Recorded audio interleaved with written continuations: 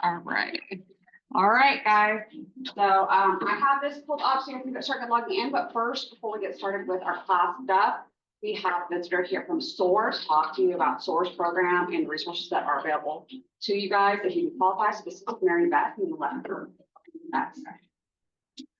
Hi, I am from Project SOAR. We're located on the second floor of the LRC, right there at the end of the SSOC.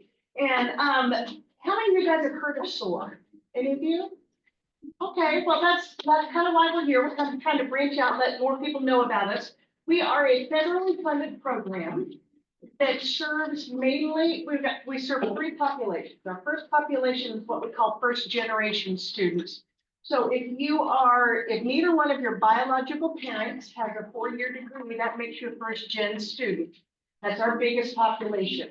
We also service any sort of disability. It can be a physical disability or it can be a mental disability like ADHD, anxiety, like anything that would qualify you for an IEP. And then also we also serve, I lost my train of thought. Oh, if you meet certain income requirements, so like if you qualify for a Pell Grant, you would probably qualify on income for SOAR. And it doesn't have to be all three of those. It can be any one of the three would qualify you.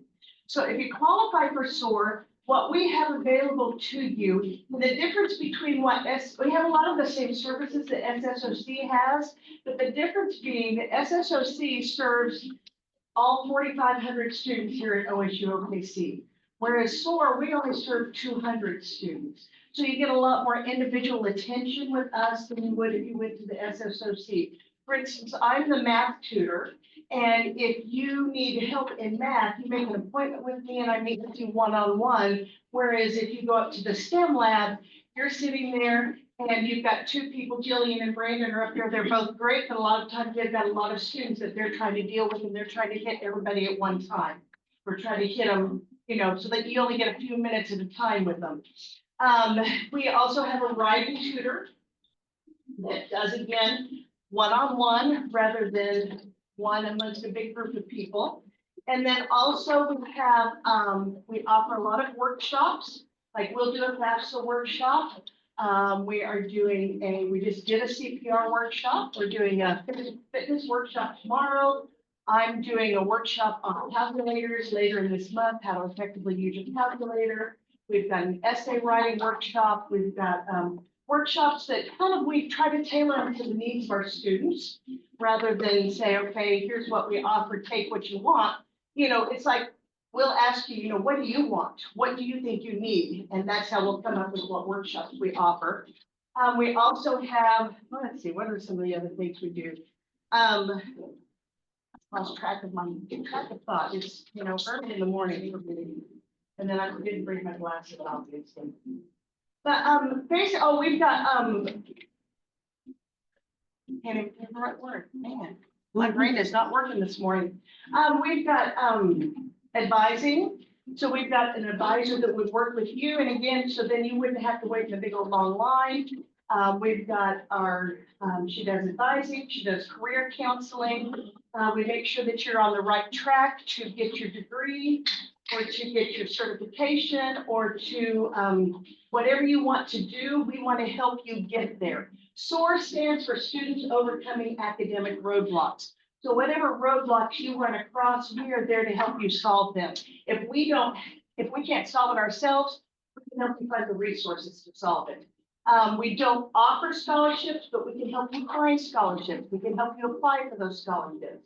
If you decide to transfer to a four-year university, we help you with that transfer process. If you decide to transfer to OCCC or Rose State, we even help you with those transfers, any sort of transfer that you have. We just kind of make sure that you're on track for where you need to be so that you can get through school and accomplish everything that you need to accomplish. We are, again, federally funded, so everything is completely free to you. We take cultural trips.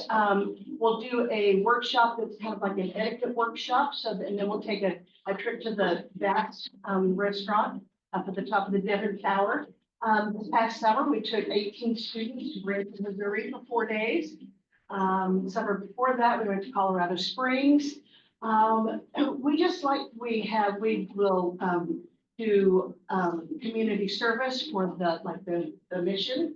We'll do work for them. We just do we like to kind of get you well-rounded, ready to be out there in the world, okay? And so what it is if you are interested, I'm gonna pass out these flyers to you. There's a QR code on here. And that QR code gets you to what's called an interest form.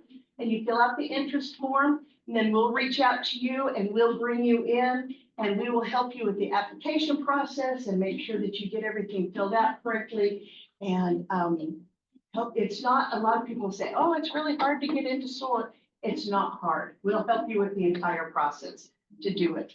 And like I said, we are there, like for instance, when you guys get to dosage calculations, which is a really tough one, I can help you with that, with the whole dimensional analysis, which is kind of a sticking point for a lot of people. I can help it make sense to you so that it's easy for you. We've got a couple of peer mentors who are also nursing students.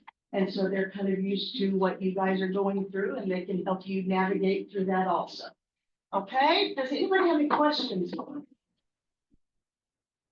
Thank you for sharing the information. Yes, yeah, it's one of those things that it just hasn't gotten out. We said, we need to get this out to more people. So that's what we're trying to do. So I'll pass these out to you. Thank you for letting me come in. And like I said, we're here to help you guys with whatever we can.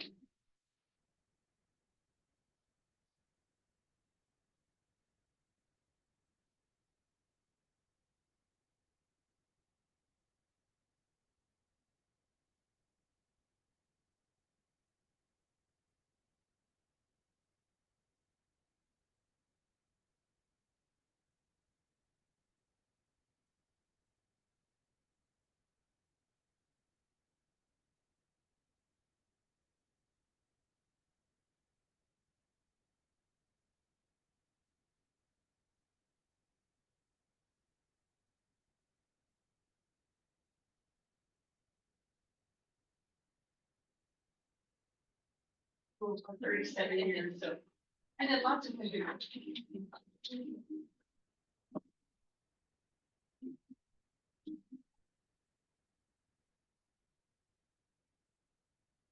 you so much. Thank you.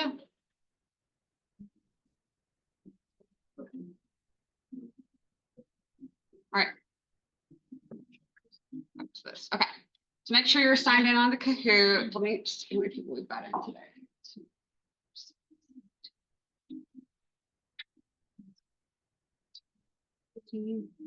18 so far.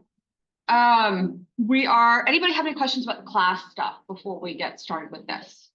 I'll kind of go over some study resources and things like that for the exam when we get into the lab. But I didn't want to take time out of our lecture discussion since we only meet in the lecture discussion once a week and our labs tend to finish early, which is fine. I don't think anybody's complaining. And we'll use that lab time to discuss some study resources for you guys for the exam, which, in case you haven't been keeping up, is next Tuesday. Yes, be aware of that. All right. So if you have any questions about that, definitely yes. Is there a pre-lab assignment for Thursday? No. Okay. You're not crazy. Yeah. So there is one for today's, right? Obviously for lab 5, but not one for lab 6. So there really isn't one. There will be, it's kind of like that because the Pre-labs are from McGraw-Hill. And so one of the things too that I'll get from students, like at the end of the semester when people do the evals, they'll be like, we never used the textbook. Your Connect resources for the pre-lab stuff, that's your textbook. That is your textbook. That comes with the textbook, or the textbook. You actually use the textbook all the time. So even if you're not accessing the textbook itself, you're using the resources all the time. So I do want to point that out. If you're not using the textbook itself, there's no way I can pay for the resources separate from the textbook. That's a problem with McGraw-Hill, not really a problem with how I set up the course, but just to be clear with that. Also, I think the textbook's a pretty good resource for whenever you guys do your disease projects, which I know we're not there yet, but you know, it is coming eventually. So you can copy and paste stuff out of textbook for your notes as well. And like whenever you guys are creating your concept maps, I don't want you to shy away from even including pictures if you wanted to from the textbook or whatever. Some people end up using the concept maps more like their study notes to prep for the exam and stuff like that. And you can always copy and paste things out of textbook if you wanted to, or redraw it if you want to. But if you're copying and pasting from the textbook, I don't mean the text words themselves, right? You still have to write that in your own words. But pictures, diagrams, for example, like things like mitosis or something like that, you can put that in there with pictures. FYI. So if you don't know how to do that stuff on GoodNotes, I can show you guys how to do that stuff too. All right. All right. Any questions before we do this? Start with the Kahoot. I see we have 18 people in here and only 16 are signed in, so make sure that you're signed in. Not that it's that huge of a deal because I'm going to be calling on you guys, right? So we know that that's coming. All righty, we're going to get going. Share my online. Somebody said they're going to join online, but I don't see them.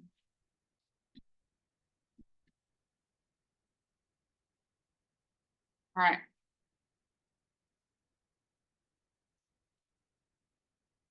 First question for chapter 5, which is about our eukaryotes. Which of the following is found in eukaryotes, but not in bacteria?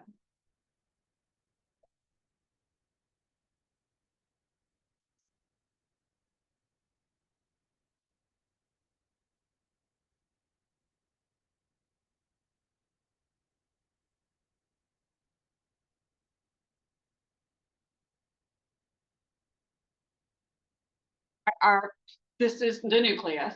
Okay, so eukaryotes are literally the term means true nucleus. And bacteria are eukaryotes or prokaryotes, either way. Eukaryote means without a nucleus, prokaryote means before nucleus. And so that's really what those words mean. And so the difference between a eukaryote and bacteria would be a nucleus. See, a lot of people pick cell membrane. Let me judge you a little bit here. Did we not talk about how bacteria have membranes?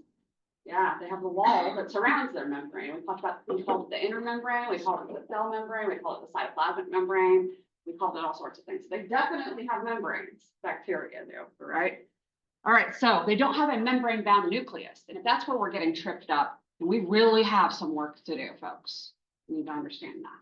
So when we start talking about the eukaryotes, we'll start talking about their parts and everything like that. And one of those organelles that they can have is a nucleus, which is where we will find our genetic information. And that's usually easy enough for people. I'm going to call on somebody here. I'm going to call on Mikey as our first person. All right, Mikey, can you tell me what the cytoplasm is?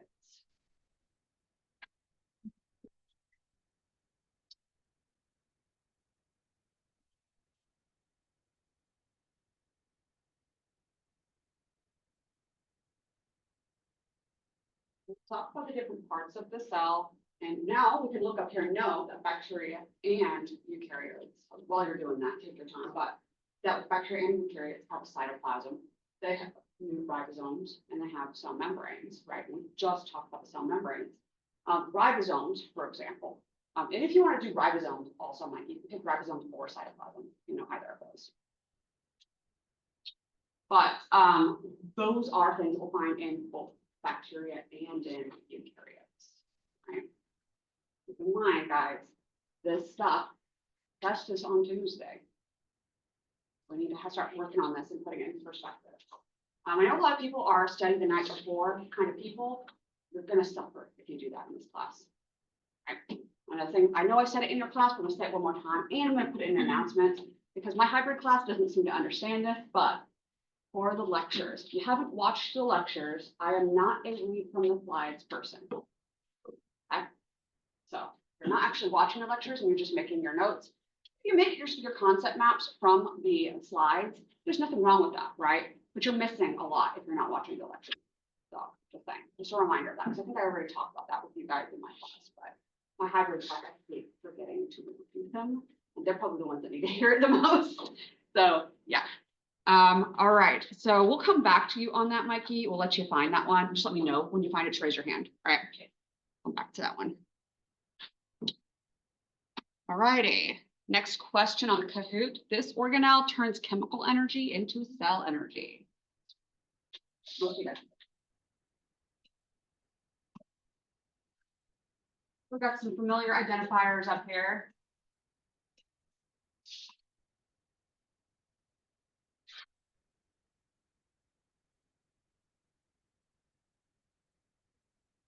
All righty, so this one's the mitochondria. Most of us know this one is the powerhouse of the cell.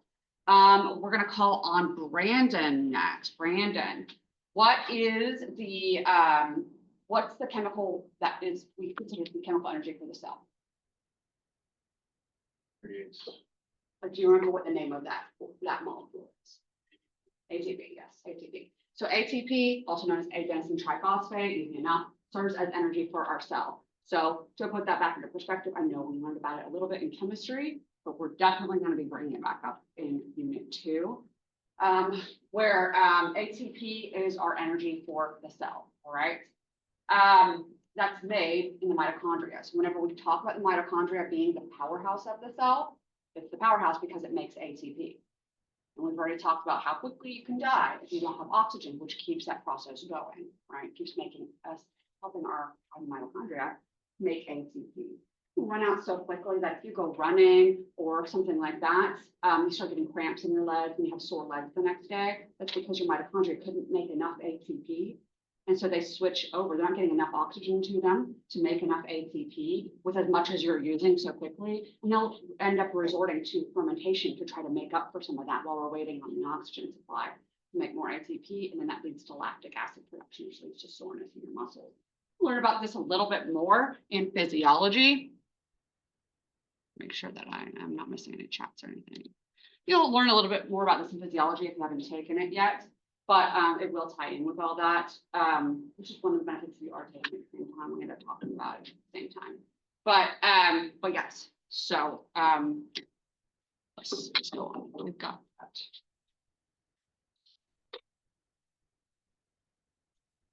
All righty, next. Did you find out about the cytoplasm or the ribosomes yet, Mikey? It's all right. Yes. Did you? Well, bilayer, loss. Phospholipids? Yeah, protein molecules are in them. So that is the cell membrane, but the cytoplasm is going to be the goo inside of our cells. Okay, so it's literally like when we think about our cells, and we have the nucleus, and we have the ER, and if you draw a big old cell, I want to go school on the other side of this. Actually, let me bring this up a little bit so we can see. We don't need that whole thing. We have a cell. You guys are used to seeing cells. You know, you have a big old nucleus. You have the endoplasmic reticulum, which is a big old wavy bit. It looks like this on the outside of it. We have the Golgi apparatus, which looks kind of similar.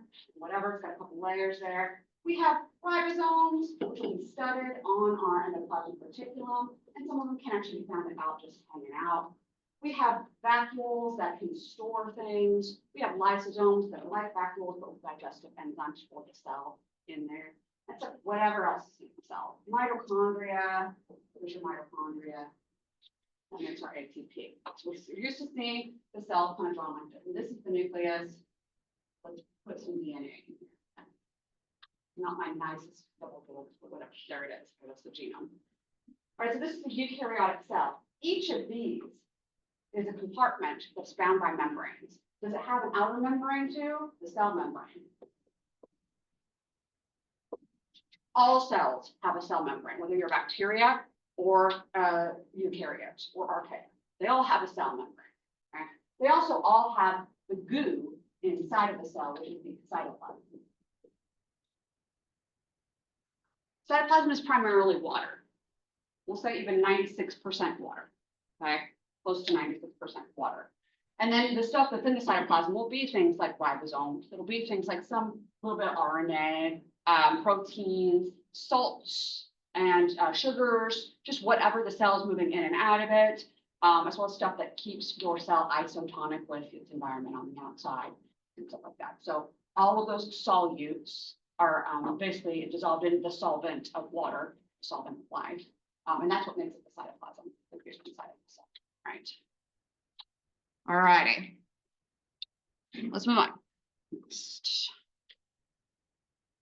What is the function of the endoplasmic reticulum? So known as the ER. I'll stand here and cover this up so that you can see. Don't look at that. You'll use your nose. You know you're getting tested on this in a week. 1 week. Endoplasmic reticulum is the site for protein production, right? So our different parts of the cell, we've got some of them drawn on the board, but we have the nucleus, the site where we store our genetic information. When we talk about producing energy, that was our mitochondria, which we had our previous question about. When we talk about storing water and wastes, that's our next question. Kristen Archer. All right, Kristen. We're storing water and waste. Do you remember the part of the cell that stores water or waste?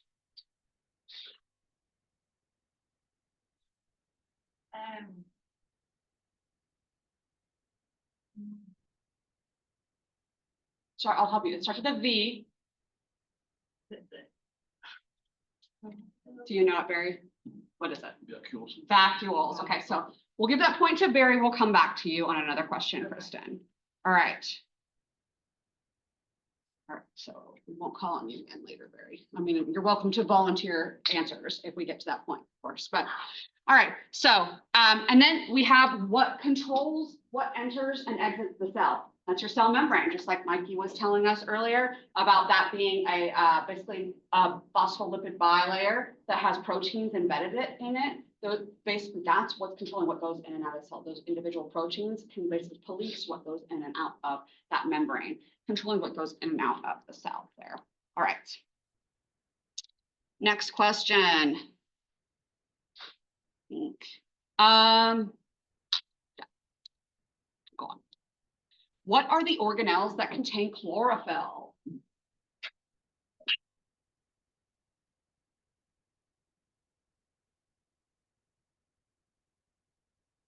We'll give this one back to you. Kristen, I'm going to ask you a question about these organelles.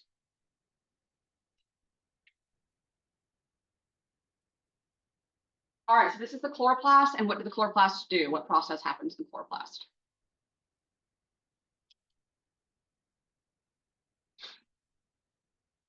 The one that it actually keeps the, it's outside of the nucleus, right?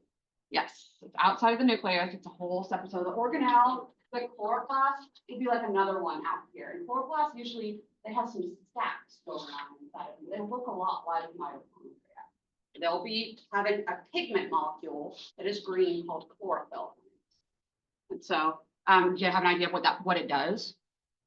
Okay, so that one is photosynthesis. That's where photosynthesis takes place. Is the chloroplast. All right. So I'll try to ask. Well, I don't know. I don't want to get too much into it. Let's wait for another question. Let's see. Try here. Anybody know what the Golgi apparatus does? Yes. It's with the packing and shipping. Yes, and so if you've watched the lecture, you've probably seen me equate it to like an Amazon like packing facility. Does Amazon like make its products? No, somebody else made them and then sent them to Amazon. And Amazon, you order from Amazon, and then they're going to pack it up and ship it out to the warehouse.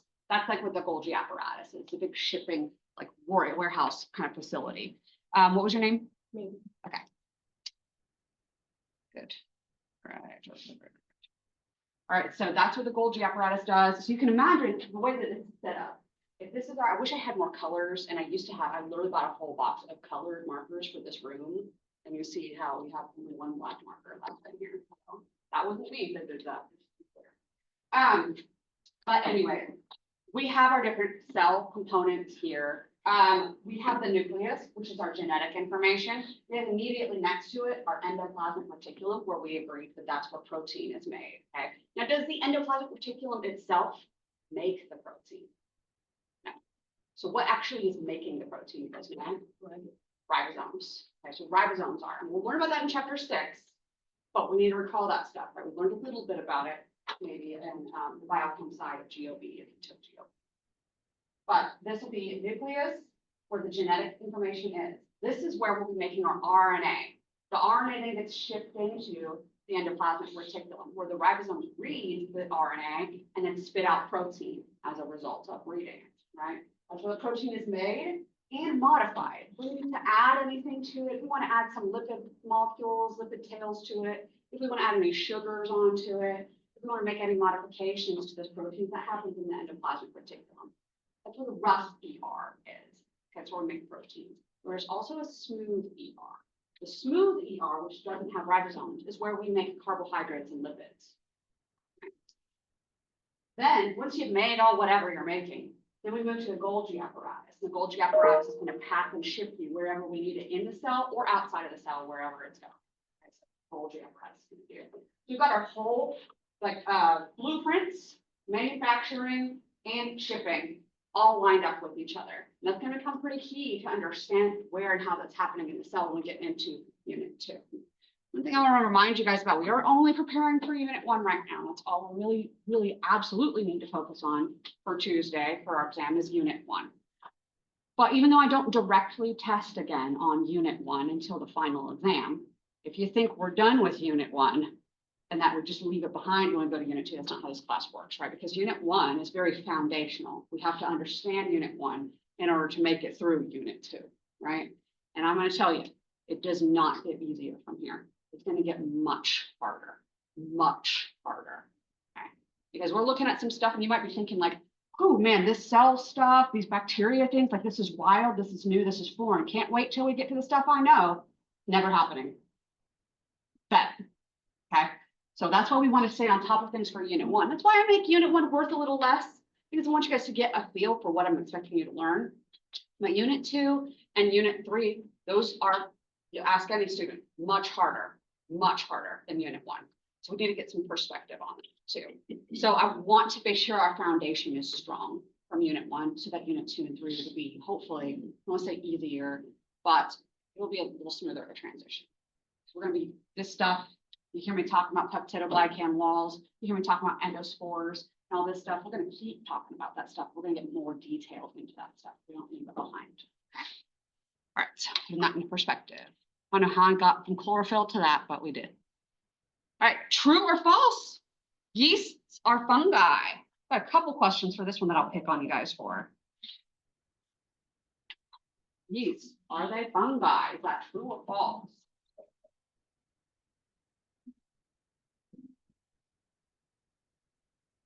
Kristen, we're going to give you one more chance on this one. All right. Can you name a disease or condition that's caused by yeast?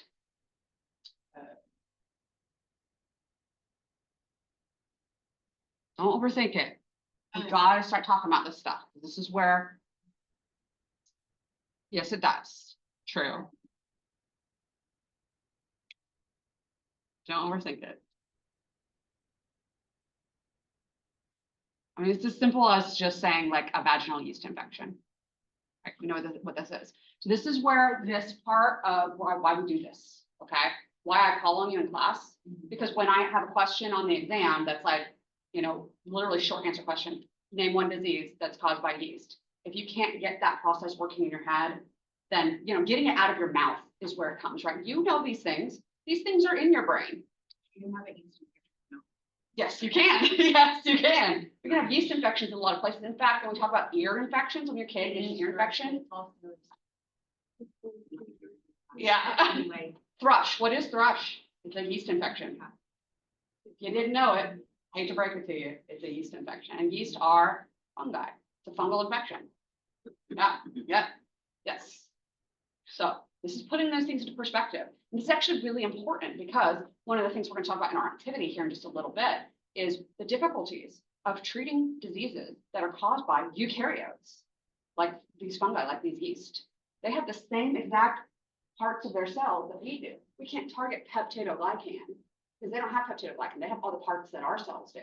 We start targeting DNA synthesis or protein synthesis in eukaryotic cells like fungi, that affects our cells too.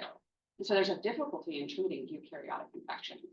Now, there are some unique things about fungi that we don't share with them, but we can target those things, thankfully, which is why you can even buy fungal treatment over the counter, right? So if we're talking about yeast being a type of fungi, there's two types of fungi. All right, there's the yeasts and then the molds. And on the micro level, obviously there's like mushrooms too, but those aren't usually going to be things that are causing actual. So that's at macro level. But on the micro level, the ones that cause disease, we have the yeasts and we have the molds. Okay, the yeasts, what we can think of traditional versions of these. Most of us know that the yeast bud off of each other. All right, and yeast are yeast. Yeast that you cook your bread with, that's yeast. Yeast that we make, beer with, that's yeast. It's all yeast. There's different species of yeast. Okay, yeast are not bacteria. They're yeast. They're fungi. They're eukaryotes. And so we actually can use yeast as a pretty good model for genetic, research for eukaryotes to match us more similarly. We'll talk about some of the genetic differences between eukaryotes and prokaryotes in Unit 2. It's coming, okay?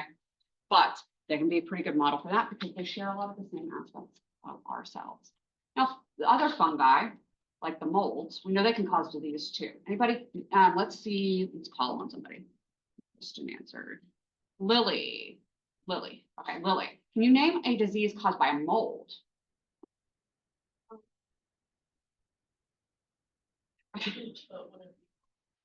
What? Yes. So that was a common one that we get a lot. Athletes, yes, that is a mold. And so in fact, when we talk about some of the diseases that we have that are caused by fungi in general, there's a pretty common one that comes up, athlete's foot, which is actually technically a type of ringworm. So we call it tinea pedis, which is worm feet, okay? But ringworm is not caused by worms. Obviously, we're talking about it in the fungi category. That was a misconception. When you get ringworm, does it look kind of like a circle? If you get traditional cutaneous ringworm, yes, it looks like a circle, looks like it could be a worm, but it's not a worm. It's a fungus. And all ringworms are caused by a fungus. And turns out athlete's foot is one of those, so excellent. We're getting into that, and we'll talk in more detail about specific diseases associated with the fungi.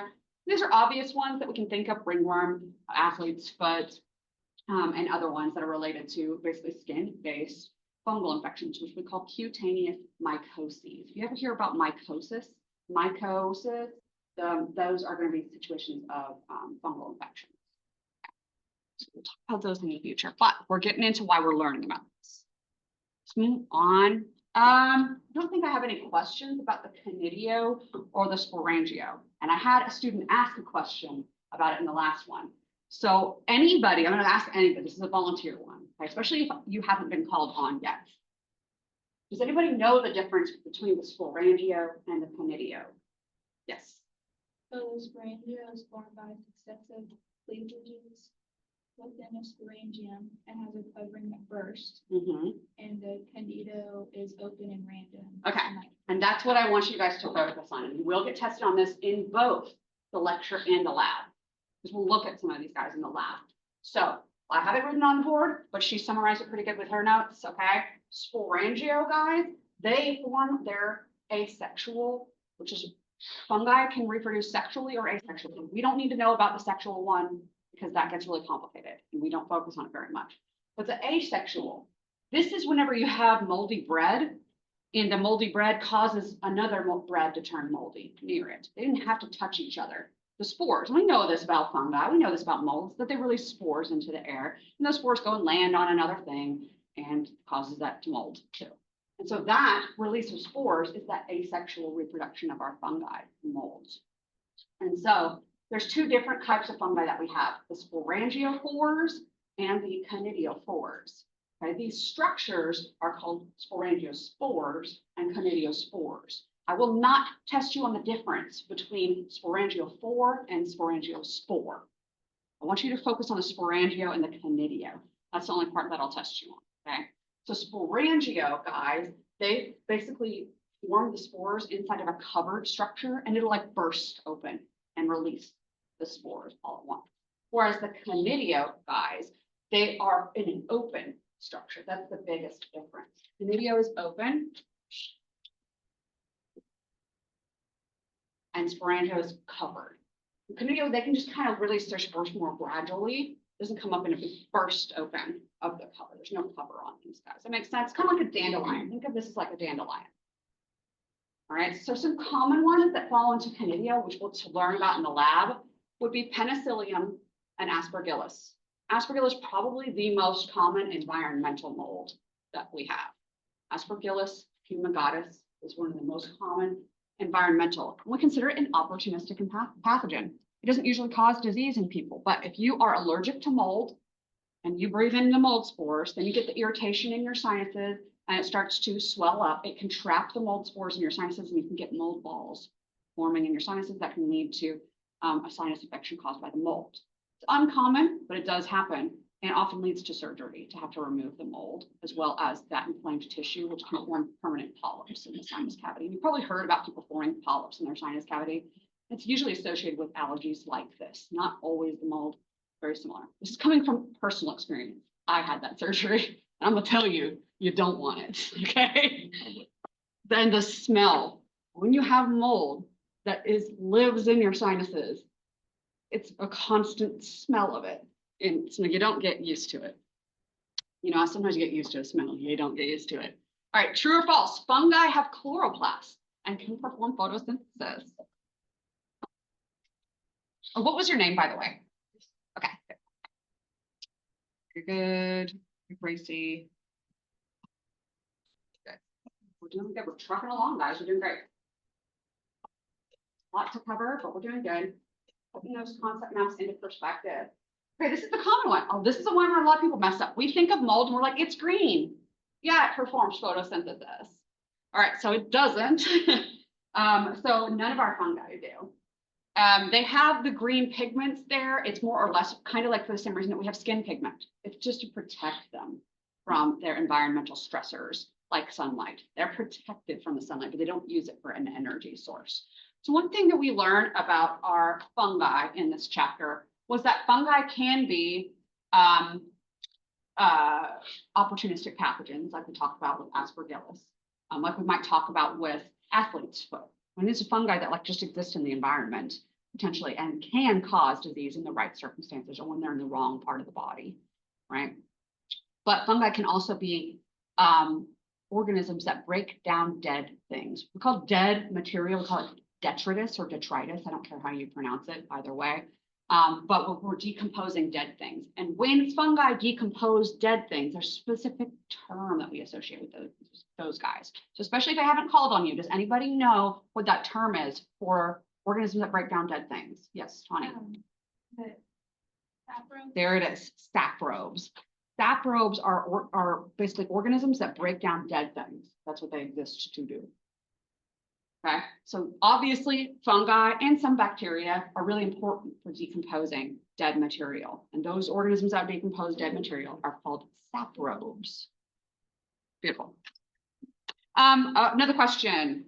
Let's see if anybody else can volunteer again if you haven't answered yet, especially. All right, can bacteria perform photosynthesis? Anybody know? Anybody feel confident they want to say? Yeah. Yes, they can. Okay. So beautiful. So what was your name?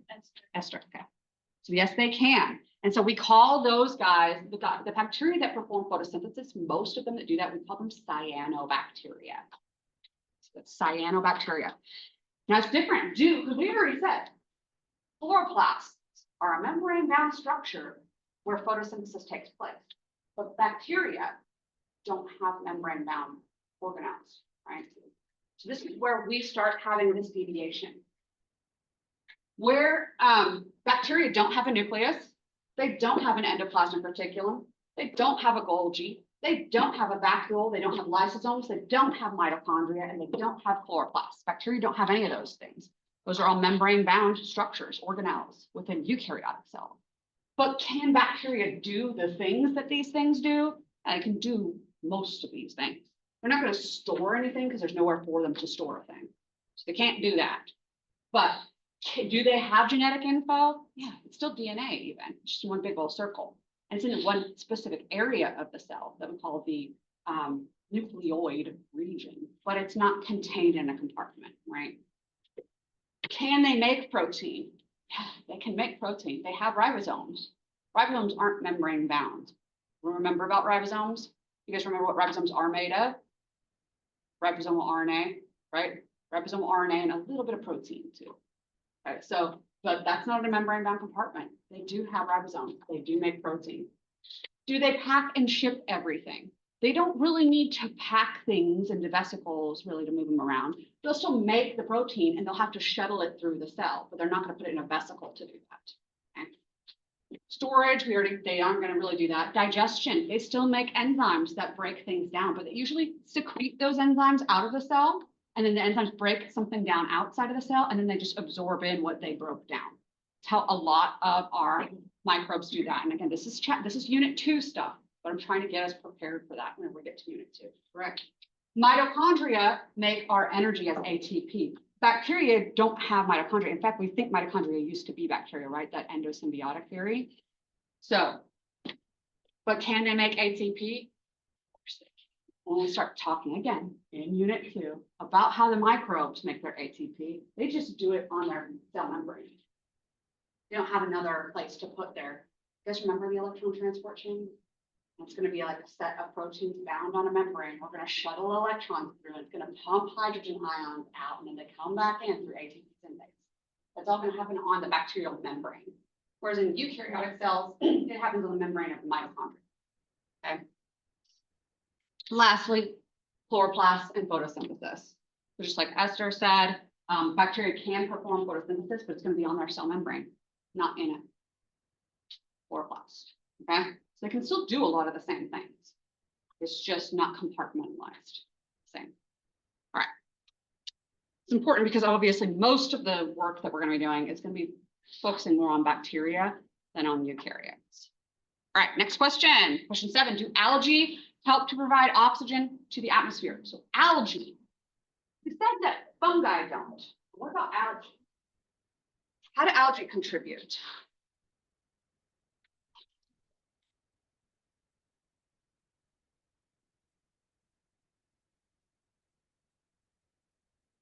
Okay, so this one, good job. It's a lot. So a lot of people will say a little bit, a negligible amount or something like that. You guys got this right. It's a lot. Because when we think about O2 production, we often think of plants, but I need us to steer away from that. Because do plants make a lot of the O2 in our world? Yes. Do they make most of it? No. All right. So great. So I'm glad we're agreeing on this. We talk about our eukaryotes. So eukarya is our domain. Again, if you haven't volunteered an answer or haven't been called on, does anybody know the other 2 domains? There's 3 domains. Can you name one of the other 2 domains? And especially if I haven't called on you again. Get your points now. There's 3 domains, eukarya and 2 others. Huh? Not quite, yes.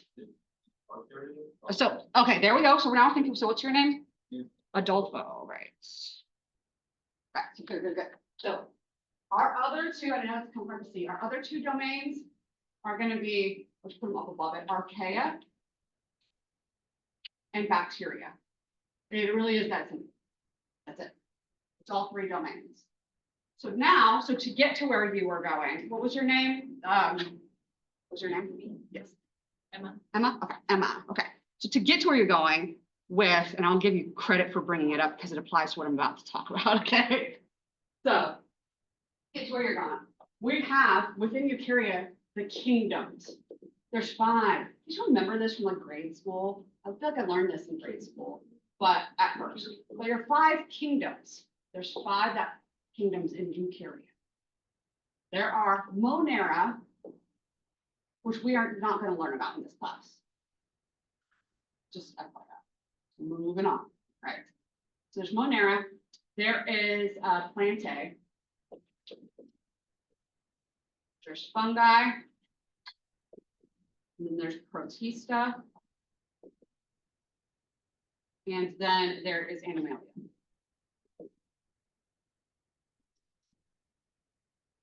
Plantae, fungi, protista, and animalia. I can sit here and quiz you on all sorts of organisms and which ones they fall into. But since we're talking about algae being a #1 producer, anybody know which one of these algae falls into? Protista. Yes. Beautiful. So I'm not skipping this one. So this is where algae are. We have subkingdoms of protista, as it turns out. Okay. So subkingdoms of protista are algae and, like you said previously, protozoa.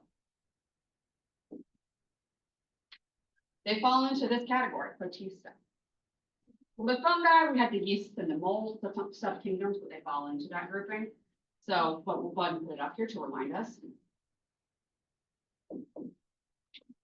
Because we're kind of learning about them, okay? In animalia, do we have any microorganisms that fall into animalia that we talk about in the chapter? Helminths, excellent, helminths. So when we're talking about microbiology, this is what we're focusing on. We're not really going to talk about any plants, and we're not really going to talk about Monera, other than outside of, like, this is the most we're going to talk about. Okay, that's it. For microbiology, we're talking about the fungi, the protista, and the animalia. Now, plenty of multicellular organisms. All of animalia are multicellular. Protista, right? Protista. Algae are multicellular, can be multi or single. But the difference between an algae and a plant. So we know now, looking at this, algae do perform photosynthesis. And in eukaryotes, they do have chloroplasts that do that photosynthesis for them. In fact, we have so many algae out there that perform photosynthesis that they are going to produce most of the oxygen in our environment, combined with some of the bacteria that we talked about, those for the cyanobacteria. The microbes produce most of the oxygen. They're going to be the bacteria and the algae on the plane. But you tear down a whole Amazon rainforest, is that going to impact our oxygen? Yeah, they're still major producers. They're just not the largest producer.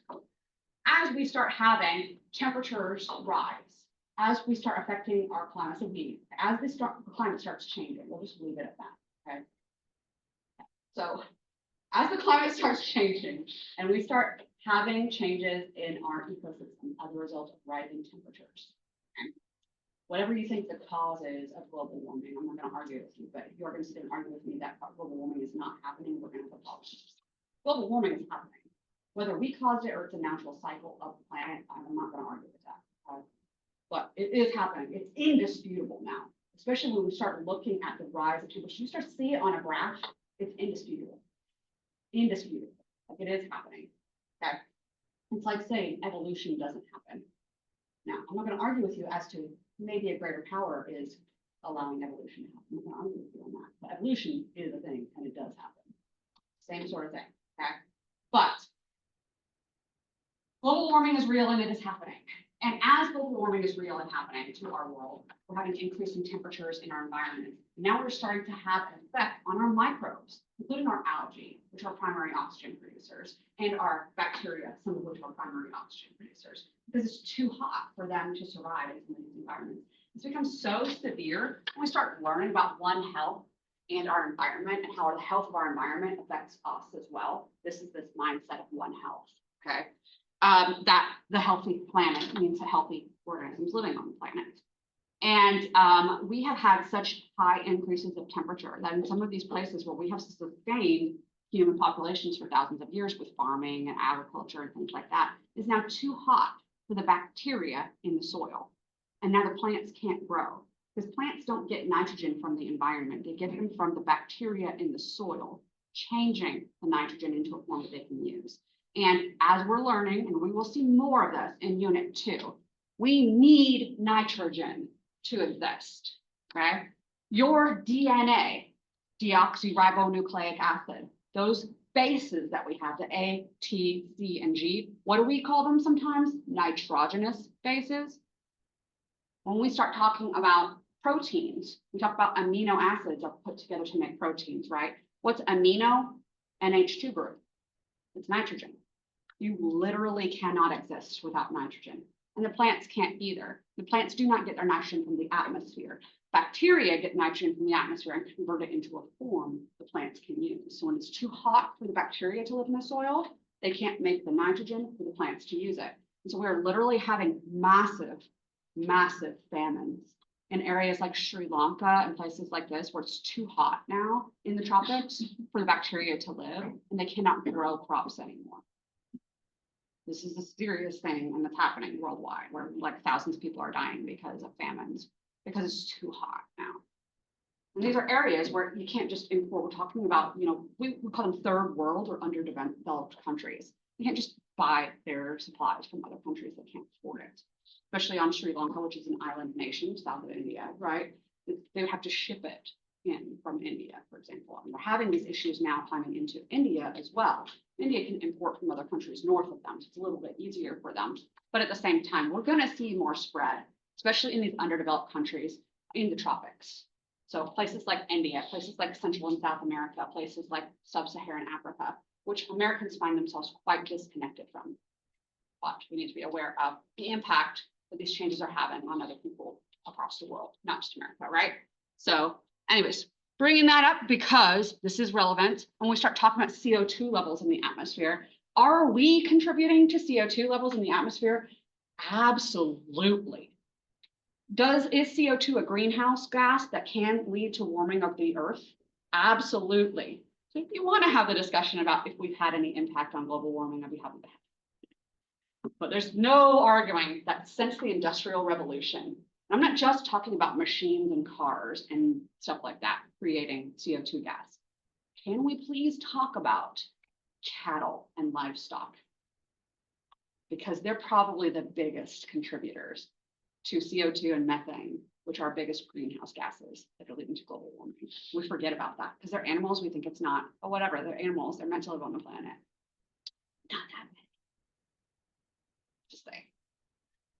Okay. All right.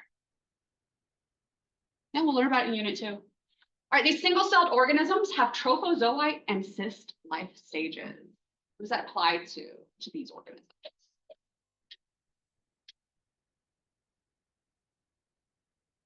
Time-wise, good. Good. All right.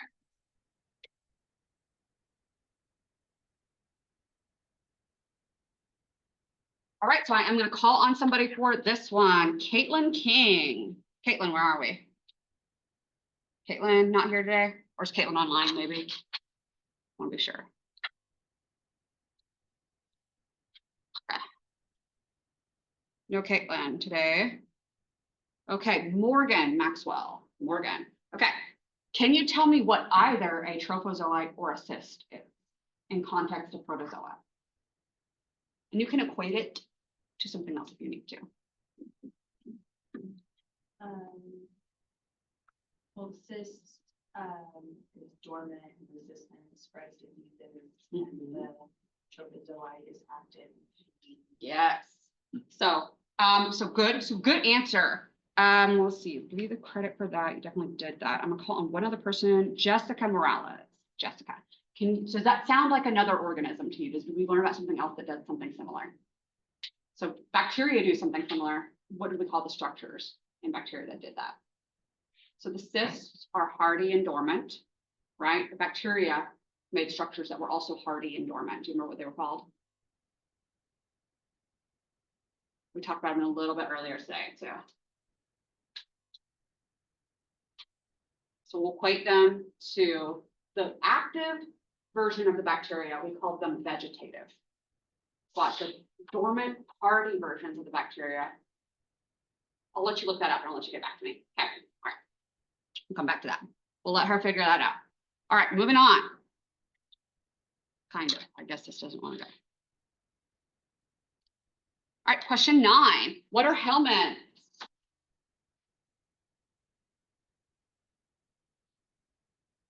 Which of these are helminths?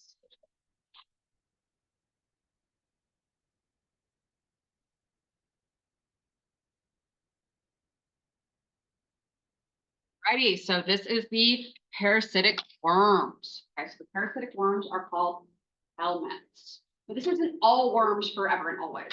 It's the parasitic worms. So earthworms do not fall into helminth. Okay, so earthworms fall into something called annelids. They're still in kingdom Animalia, but there's something else, and I won't test you on it.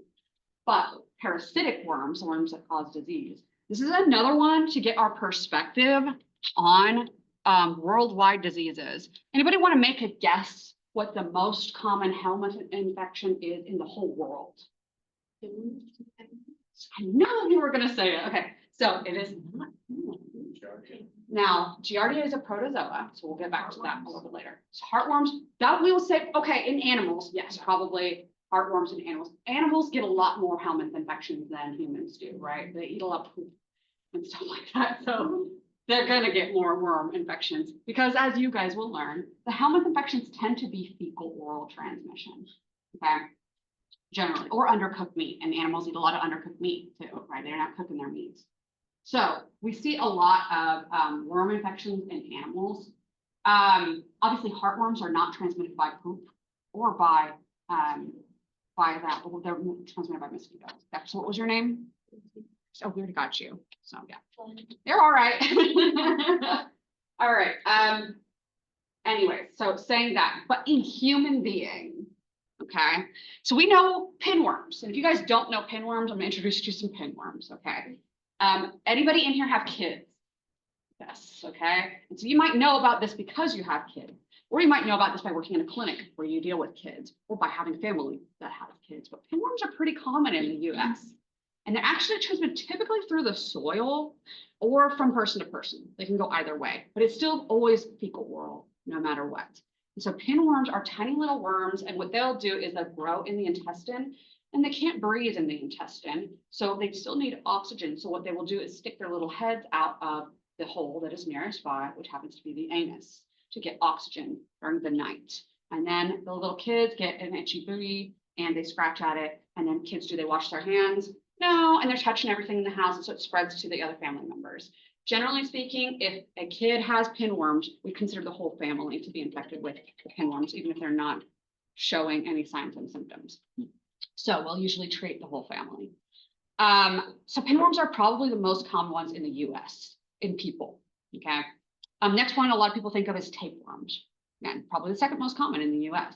More likely that it will be that you are ingesting the tapeworm proglottids, which are the little segments of the tapeworm, as opposed to contaminated meat with the tapeworm. And they'll lead to 2 different types of infection. If you are taking the proglottids, we've seen sometimes people used to advertise, you can take a tapeworm proglottid like a little pill, just a little segment with the eggs in it, okay?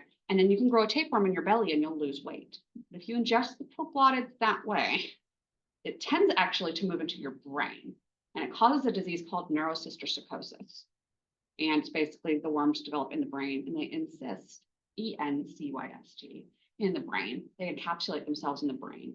And then whenever we go to remove them surgically, if they rupture, it causes pretty much instantaneous inflammation. And I don't know if you know this, but the brain can't take damage. It can't heal from damage. So it's usually deadly very quickly. And so removing those cysts can be very, very difficult. And so it's very difficult to treat that. Another one we'll learn about in chapter 23. But the most common one worldwide is called ascariasis. Ascariasis is a parasitic infection caused by Ascaris lumbricoides, also known as the giant intestinal roundworm. This guy has a life cycle that is also fecal oral, right? So the larvae are usually pooped out, and then in areas where we have poor sanitation, which tends to be underdeveloped countries, which, they're largely outnumbering the developed countries. I just hate to break it to you. Or underdeveloped countries, and then they ingest the eggs or the larvae, and then these worms grow in the intestine.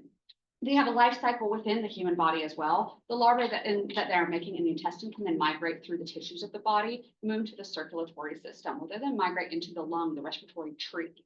And as the larvae get into the respiratory tree, they will then migrate up through throat, and you'll cough and then swallow on the worms, and then it starts the life cycle again. When you swallow, it goes into the GI tract, and then they can start reproducing. Yeah, so it creates life cycle inside of the body.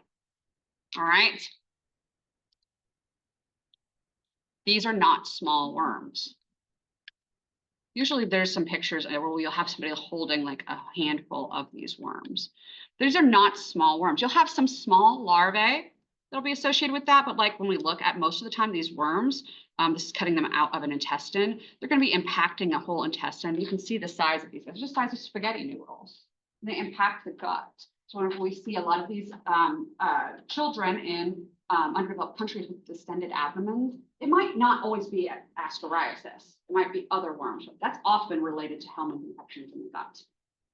And malnutrition potentially. We usually have malnutrition because you've got worms in your gut absorbing all of your nutrients and you're not getting the nutrients that you need from the scarce food that you're eating in these underdeveloped countries. Wildly, wildly common to have helminth infections in other countries in the world. Very common to have. Might not all be ascariasis, but other ones, okay?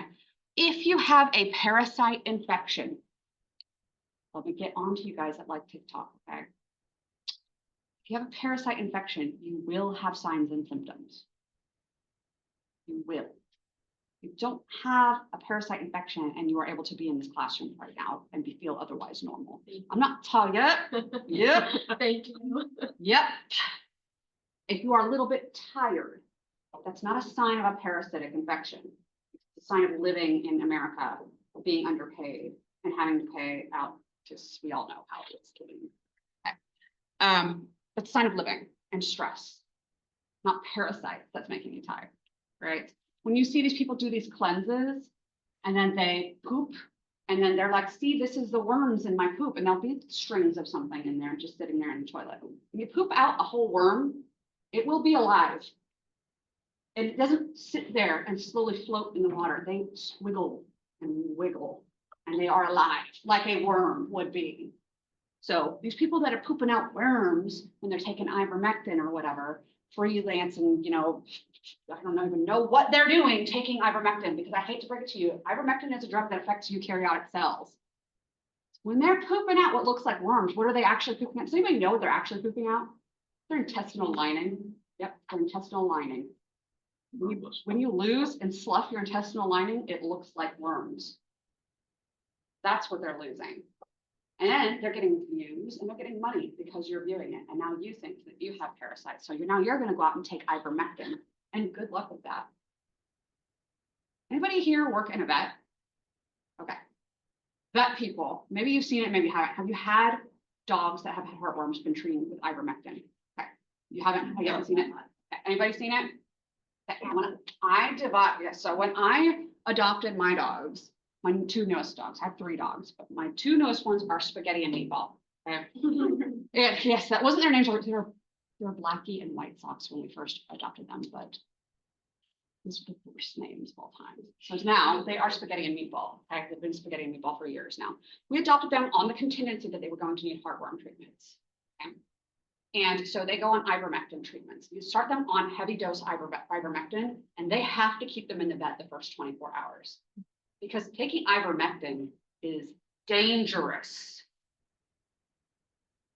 Do not do it if you don't need to. Do not do it if you do not need to. And tell all of your friends and the children that love the TikTok and everybody else, do not take ivermectin if you do not need it.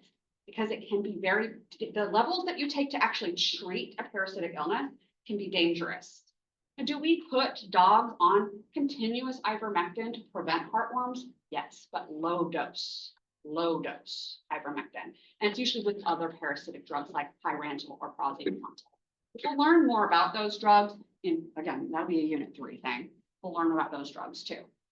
But don't, because I see it all the time. I know you guys have too. Do not take ivermectin if you don't need it. It is dangerous. I'm not the only one that's seen this, right? No, you guys have, okay? I know you have. If you've been considering it, don't do it. Okay, all right.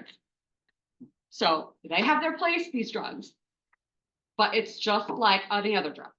Don't take it if you don't need it. If you're taking, for example, even ibuprofen, which you can buy over the counter, do your doctors recommend that you just take it all the time? No, they even tell you it's dangerous to take NSAIDs, especially on an empty stomach, because it can break down and damage your stomach lining and lead to ulcers and bleeding in the stomach and stuff like that. It's very dangerous. Ivermectin is more dangerous than that. Okay, don't do it. Don't take drugs if you don't need them. All right, what are platyhelminths? I'm gonna call on somebody relating to this question. Can't believe I'm telling people not to take anti-worm medications if you don't need them, but trust that your doctors are not actually against you. I'm not saying pharmaceutical companies don't have interests, they do, but your doctors are not the pharmaceutical company. All righty, and that, in fact, the pharmaceutical companies are being like, people want to take the drugs that we're making, let them think that. Pharmaceutical companies are the winners if you take the ivermectin. Doctors that are telling you you don't have worms and don't need the ivermectin are not the ones that are against you. Just saying. Some people need to hear it. That's why I'm bringing it up. All right, these are the flatworms. Okay, so I'm going to call on, oh, I forgot. Jessica, did we ever find out about, yes. Exactly, endospores. So on our bacteria versus protozoa, we think of bacteria can make the endospores, the hardy inert structures, that's equivalent to the cyst in the protozoa, right? And in the vegetative version of bacteria, the active, that's equivalent to the trophozoites. And here's how I remember that, okay? Trophozoite, troph sounds like trough to me, and pigs eat out of a trough, right? And so eating, and we'll talk about trough and troph all the time. It'll come up a lot. But eating is something you do when you're active, not when you're inert and dormant. When we say inert and dormant, we mean inert and dormant. You're not eating when you're dormant, okay? So trophozoite is our active form. Cyst is our hardy inactive form. And there are diseases that we will learn about that are associated with you get the cyst inside of you, and then it turns into the trophozoite. The trophozoite multiplies, just like we learned about with the endospores. The endospore gets inside of you, turns into the vegetative. The vegetative makes the toxin. It causes the infection, things like that. All right, same concept. When we talk about the bacteria making endospores, that was Clostridium and Bacillus, right? Protozoa, the ones that can switch between the two, there's a lot, and you won't need to know them. But I just want to make clear, like if you're trying to figure out which ones make that and do I need to know it, there's too many. So I'm not going to quiz you on which ones do that. Okay, there's a lot. All right. Yes, platyhelminths. Okay, so our question, did get Jessica in. All right, Shelby, are you here today? Shelby, I'm going to ask you, what is the term for the roundworms? There we go, nematoda. So I think I wrote it somewhere. I think I wrote it on the screen last time. So let's write it on the screen this time. For our helminths are our parasitic worms.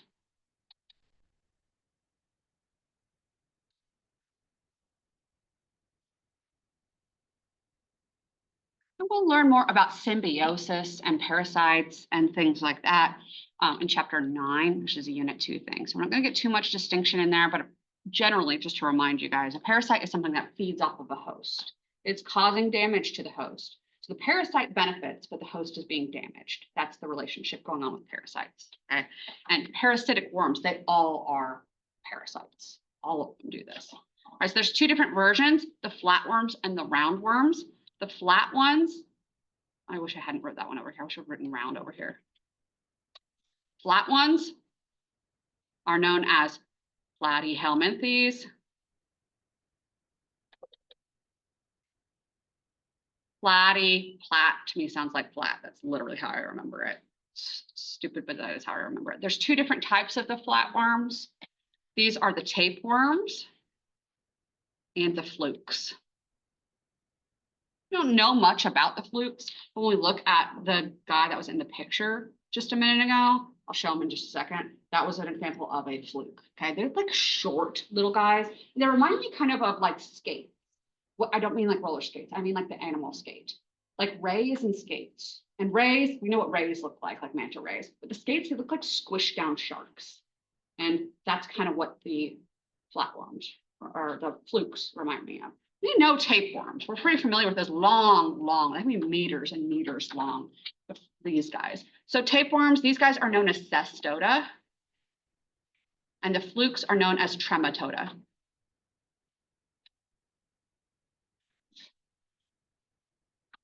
The roundworms only have one group, The roundworms are known as the nematoda. You don't want to know why I remember that because it's complicated. My explanation of how I remember nematoda is complicated. But it works for me, whatever works for you. Okay, so that's our idea of the helminths. And again, here's a picture of a fluke. There, you don't know the flukes, but you may have heard some of the diseases that they're associated with. This would be stuff like Chinese liver flukes or the blood flukes, for example. Schistosomiasis. Schistosoma is a fluke, it's a blood fluke. Our liver flukes we call them the Chinese liver flukes, but it's Opisthochus sinensis and Clonorchus sinensis. Quite a mouthful. We'll learn about them more though later. So those are some flukes that are relevant to medicine. For the roundworms, we have introduced already Ascaris lumbricoides, which is our giant intestinal roundworm, but the pinworms fall into this category as well. So those are known as Enterobius vermicularis. Vermicularis, if it makes you think of vermicelli, that's what they were named after, just thin spaghetti. It is what it is. So what doctors recommend whenever you think your kid has, pinworms, put tape on their booty hole overnight and look at it in the morning if there's worms attached to the end of it. Congratulations, your kid has pinworms. It's really what they'll recommend. Yeah, so save yourself the trouble. If your kid has an itchy booty, just do that yourself, and you can buy the treatment for it, which is ivermectin, over the counter. Okay. Only if your kid has worms do you give them ivermectin. And it's highly recommended if your kid has it, treat the whole family. All right, here's our podium really quickly, and then we're going to do our activity. Again, really quickly, I'm going to walk you through the activity so we can get moving on with the next part. I feel like the activity is pretty relevant.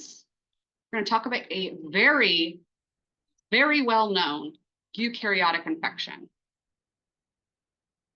So as if ringworm isn't well known enough, that's a eukaryotic infection, right? We're going to talk about one that's even more well known or even more relevant. No, it's more common to have ringworm, of course, but one that is more significant. While I'm waiting, I'm just pull this up really quick.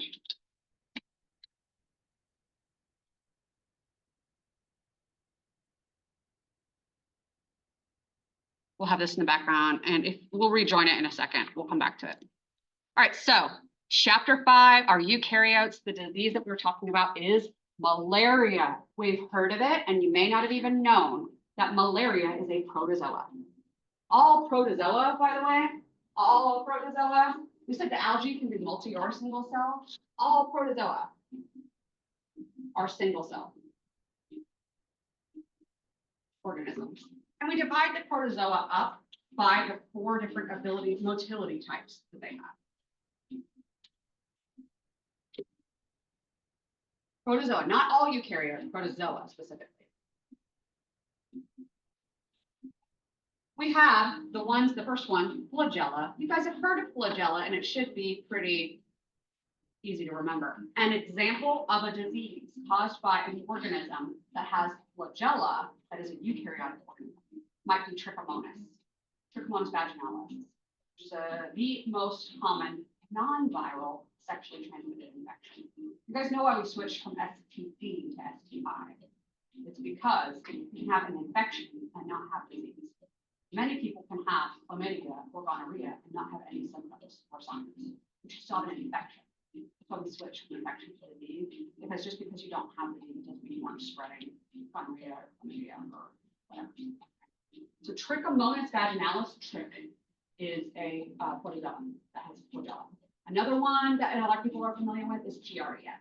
Giardia lamblia or Giardia vaginalis, Giardia intestinalis. They're all the same thing.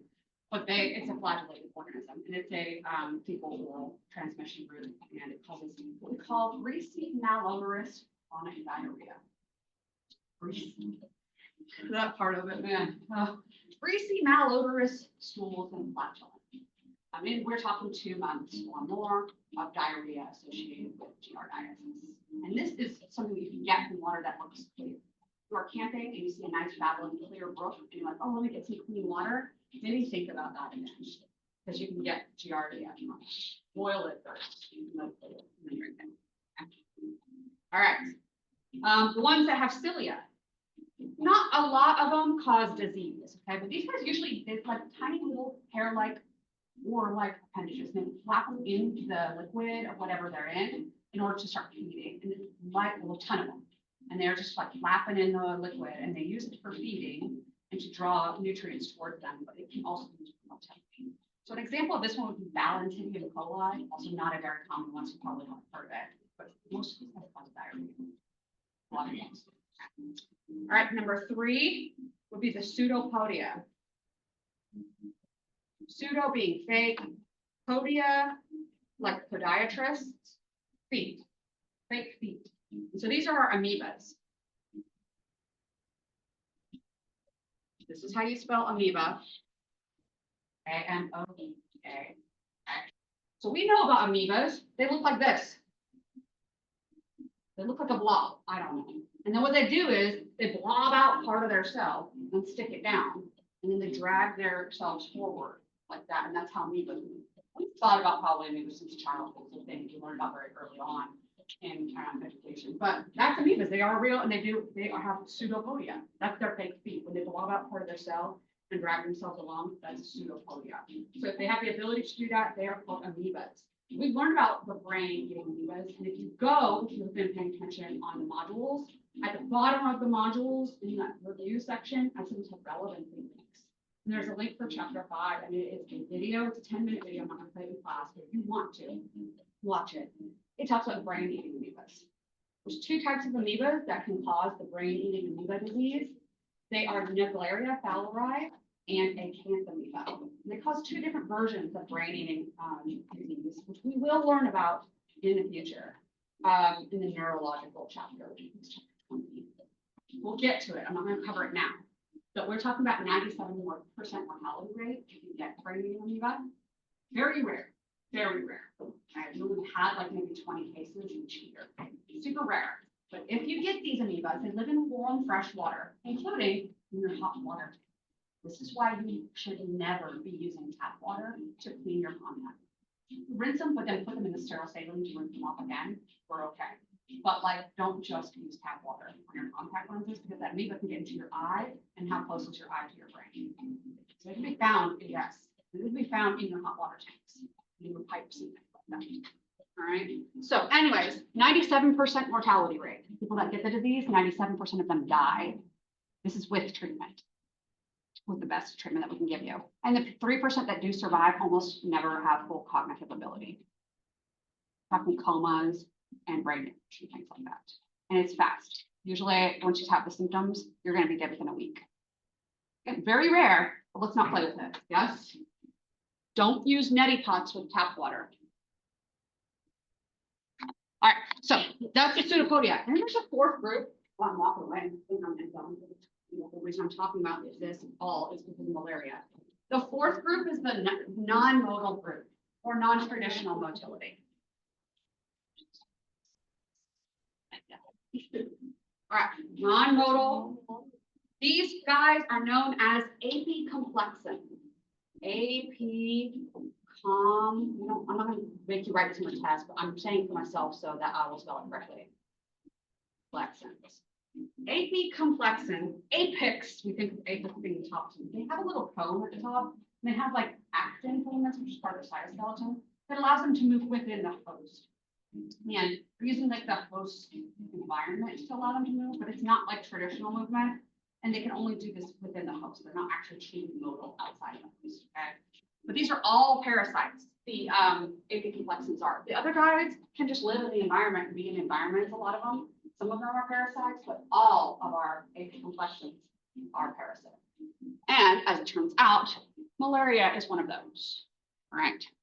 So here we have a case study of a previously healthy 55-year-old woman who comes in with a cyclic fever. Malaria causes a cyclic fever, and this is because the protozoa lives inside of the red blood cells and multiplies inside of your red blood cells, as well as in some of your cells in your liver called merozoites. So live inside of those cells, and when they burst out, your body has an inflammatory response, including developing a fever. So we have a cyclic fever. You get a fever for a few days, and then you recover for a few days. You get a fever for a few days, and then you recover for a few days. As each time that those malaria burst out of your blood cells, you get a fever. So it cycles like that. So this is a woman that she had a cyclic fever of about 10 days. She had returned from a 10-day trip to Ghana 8 days prior. She arrived to the emergency department and she had to be intubated and mechanically ventilated due to hypoxia, respiratory failure as a result of that. You can imagine the damage that's being done inside of your body and you're rupturing your red blood cells over and over and over again. We're talking severe anemia, we're talking organ damage, tissue damage, respiratory failure, you're not getting enough oxygen because you don't have enough red blood cells, stuff like that. And so this is not uncommon to see as a result of malaria. And the worst type of malaria you can get is caused by Plasmodium falciparum. There's other Plasmodium species out there that cause less severe malaria. Okay? So this is the situation with this patient. They did what is called a Giemsa stain, which is taking her blood and staining it, and they can see the parasites that are inside of her red blood cells in that staining procedure. She was started on a quinine-related drug, which is how we treat malaria, and we'll talk about that in Unit 3, so don't worry about it yet. And she did end up improving over time. Okay, she survived. All right, so here's our questions about this situation. Which organelle in the pathogen that causes malaria generates the energy that powers all of that cell's function? Which organelle would it be? You guys know, it's mitochondria. Yes. Okay, so again, tying this in, we have mitochondria, but so does malaria. Okay. All right. The pathogen that causes malaria, Plasmodium falciparum, is a eukaryote. Why might this create unique problems when treating infections caused by this pathogen? We kind of talked about this, that we won't see with bacteria, that we don't have we have a lot in common with eukaryotes, have a lot in common. And so targeting certain aspects of the cell can be tricky. Luckily, there's certain aspects of malaria that can make it a little bit easier for us to treat. But quinine and quinine-derived drugs, again, you don't want to take them unless you really need to. You don't want to take them for long periods of time. If you're traveling to some place like Ghana or even Central America, some places where we have endemic levels, endemic means we find it there regularly. And in sub-Saharan Africa, in Central and South America, and in certain parts of tropical parts of Asia, it's endemic.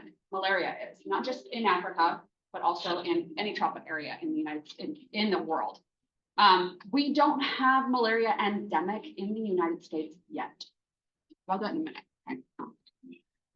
The pathogen that causes malaria, is it multicellular or single cell? Single cell, because it's a protozoa, and all protozoa are single cell. It really is that. That's the answer. Plasmodium falciparum is an AP complexin. What does this tell about a pathogen's motility? It falls into that non-motile or non-traditional motility category.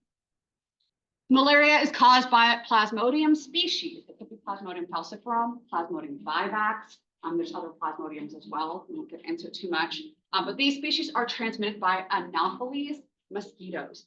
Guys, there's so many diseases that are transmitted by either Anopheles mosquitoes or Aedes mosquitoes. And we have both in the United States. In fact, you've probably noticed it. Have you ever been outside and you see tiny, tiny little mosquitoes that are kind of black with white stripes on them versus bigger mosquitoes that are kind of more brownish? Those are the two different kinds of mosquitoes I'm talking about, Anopheles versus Aedes. Okay, and those guys are all over the US, especially in our warmer climates, right? And these mosquitoes, even the ones that we have in the US, are capable of transmitting malaria, dengue fever, certain hemorrhagic fevers like dengue fever, like chikungunya virus. Obviously, things like West Nile virus, Zika. We thought Zika and West Nile virus were scary enough whenever we were first starting to deal with them. Most people, probably close to 90% of people that get infected, probably more than that, honestly, that get infected with West Nile virus will not have signs or symptoms or will be subclinical. For example, my husband, a little while ago, he had this headache, really bad headache, and kind of like he was telling me his neck hurts and whatever, and like he had whatever, he does stuff, and his head hurts sometimes, and his neck hurts sometimes, or whatever. He's alive. We all have headaches and neck aches sometimes. And then later, a couple of days later, he had this rash on his back and later on his legs, a little on his back, but mostly on his legs was the most. And I was like, what's this rash? And he's like, I don't know, I feel fine otherwise. And the rash was gone in a couple of days. As it turns out, a few days prior to that, we had done a late 4th of July, because it had kind of rained on 4th of July. And so the park near us delayed their 4th of July celebration. So we went to that one. And we've been outside. He has type O positive blood. And if you know, O positives attract mosquitoes more than other blood types. And it's a fact. Okay, mosquitoes like O blood more than they like other blood types. He was eaten alive. I remember joking about it with them because I would and they'll bite him and they won't bite me. And so I thought maybe one mosquito bite, but he was like, had like 20 that. And it was probably West Nile virus that he had. You get West Nile virus, and most people, like I said, would you have gone, it got a little bit of rash that went away in a couple days and you felt fine otherwise? Would you have gone to the doctor for that? Probably not. That was probably West Nile. The good thing about West Nile, if you get it and you recover from it, most people have lifelong protection from it. So there's that. And most people that get West Nile virus, you may have had it and not had any signs or symptoms.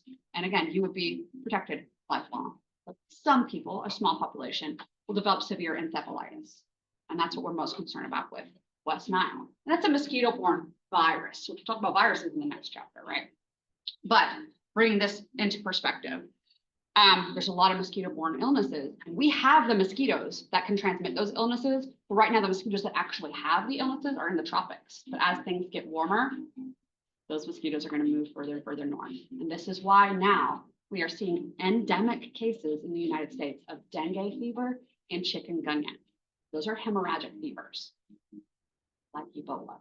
Okay. Mosquito-borne hemorrhagic fevers. Now, most people don't get hemorrhagic fever from them. They will get what we call breakbone disease. Good luck. That sounds fun, right? So we're talking severe fevers and chills to the point that in children, it has been known to break bones. Severe fevers and chills. And it mimics very similarly to malaria, the progression of these diseases. Adults, they might have very severe fever and illness, and usually are going to require treatment in order to recover. Most people don't recover from dengue super easily. We are seeing endemic cases of dengue now here in the United States. And chikungunya has been here for a little while. It's now considered truly endemic to the United States now. Again, primarily in the southern parts of the United States, chikungunya rarely leads to hemorrhagic fever, but it has been known to be linked with certain neurological disorders. So things like Guillain-Barré and stuff like that, and having chikungunya, it can lead to long-term effects of the body of having had it. So stuff to be aware of. And that's what question 5 was asking about the rising temperatures and mosquito populations. So we'll be done with that. We're going to finish our Kahoot stuff. We're going to go through this. Make sure you're signed in. Go through this one. Shelby, I called on you already, yes? Did we answer the question? I can't even remember. Trying to get my computer to work and it's disconnected. Yeah, I believe you. All right. Make sure we're signed in and then we're going to get going on this one, guys. Okay. Let's do it. Beautiful. All right, chapter 7. This is our viruses. Switching gears to remind you guys that viruses are acellular pathogens, which has something to do with our first questions. True or false? Antibiotics fight viruses.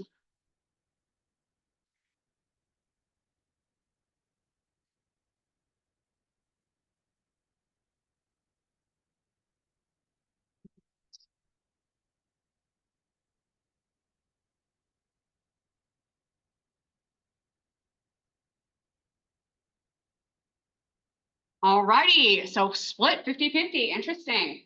So antibiotics do not fight viruses. We have left on here, we have Kennedy, Hannah, Mysherice. Okay. Is it Mysherice? Okay. Braylee, Cora, Anastasia, Victoria, we already did Emma. We got Barry too. And Mariah.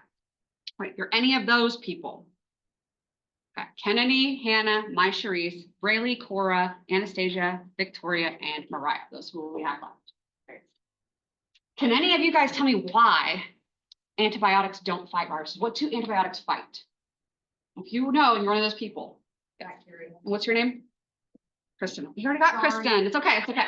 They fight bacteria. They're bacteria fighters. Okay, so we have medication that fight viruses. This is going to be an easy one. So Kennedy, where's Kennedy? I'm going to pick on Kennedy specifically. Is Kennedy here? I think Kennedy might have been joining us online. Kennedy. And this might be Kennedy. And if Kennedy, if you can participate, I'm still calling on you, right? Remember, if you guys are joining on Zoom, I might still call on you. So if this is Kennedy on here, and I think it is, but I don't know because the name doesn't show. Do you know what the medication what we call the medications that we use to fight viruses. Try to see if Kennedy knows. What's your name? Okay. What are they called? Not vaccines. So that's not a medication that we use to treat, right? So the medications that we use to treat viral infections. This is a general term. All right. Don't overthink this one. They're called antivirals. Okay. I know it sounds like a trick. It wasn't meant to be a trick, but it is. And so if we're treating fungal infections, antifungals. Okay, so I'll give this to you, right? So thinking about this sort of stuff. So I'll give this to you because it starts in that discussion of the vaccines. And vaccines are important for preventing infections. And we'll learn more about how and why vaccines work in Unit 3. We're not there yet. We're not even anywhere near to having that discussion yet. Trust me when I tell you, you have not learned enough yet to have that discussion. We will have the discussion. But remember, this is about basically training your immune system to see these guys. And vaccines are useful against viral infections. And it's okay. You're fine. I know you're here. I know you're trying to participate, so don't worry about it too much. But you can always type it in the chat too if we do that. But anyways, so getting to that vaccine thing, we can use vaccines against bacterial infections too, not just viruses. Don't know if we have any vaccines for fungal infections. Don't think we do. I'll have to look into that actually, but so not ones that we talk about commonly. Okay, not ones that you would be getting regularly. Yeah, do you have a question? Like you said, like fungal and stuff, don't they have something that you can inject, like if somebody has like, when you did like the toe step? I don't Like know. fungus in the toes and stuff, don't they? Because your toenail's not actually going with the fungus. It's your bed that actually has the fungus, and don't they insert to try to kill the fungus? It probably has medication, not really vaccine. Yeah, probably an antifungal medication. Yeah, and that stuff is tough Which too. a lot of those, don't they can cause actually other issues? Mhm. They're so harsh. Yes, some of those medications. There's certain over-the-counter fungal medications that are relatively safe, but toenail fungus is difficult because the fungus can actually hide in the nail where you can't get drugs to the nail, right? It's not a living part of your body. Like your hair is not alive. I hate to break it to you, but your hair is dead. I won't say dead. It's not made of a living thing. Yeah, it's not alive. And so when you say, okay, that's why it's like one of my biggest pet peeves when people say they're cutting off their dead end. It was always dead. It was never alive. So, split end, yeah, you can have damaged hair, right? But it was never alive. It can't heal. It can't. It's not capable of it. So anyways, that's pet peeve of mine. But your nails are the same. So your nails themselves are not alive. So whenever the fungus infects your nail beds, whether it's your fingernails or your toenails, the fungus can actually basically I don't want to say live in your nails, but the nail itself, it basically attached to that nail, and then the medication can't get to, even though it's getting to the tissue, it can't get to the nail very well. It's also pretty difficult. We see a lot of fungal infections in people with diabetes, and they've already got problems getting blood flow to the extremities as it is. So getting medication to those areas can be difficult, which becomes a problem in treating infections with them in general. Moving on, because I don't want to get too stuck on this. True or false, viruses enter host cells and use them to replicate, creating more viruses.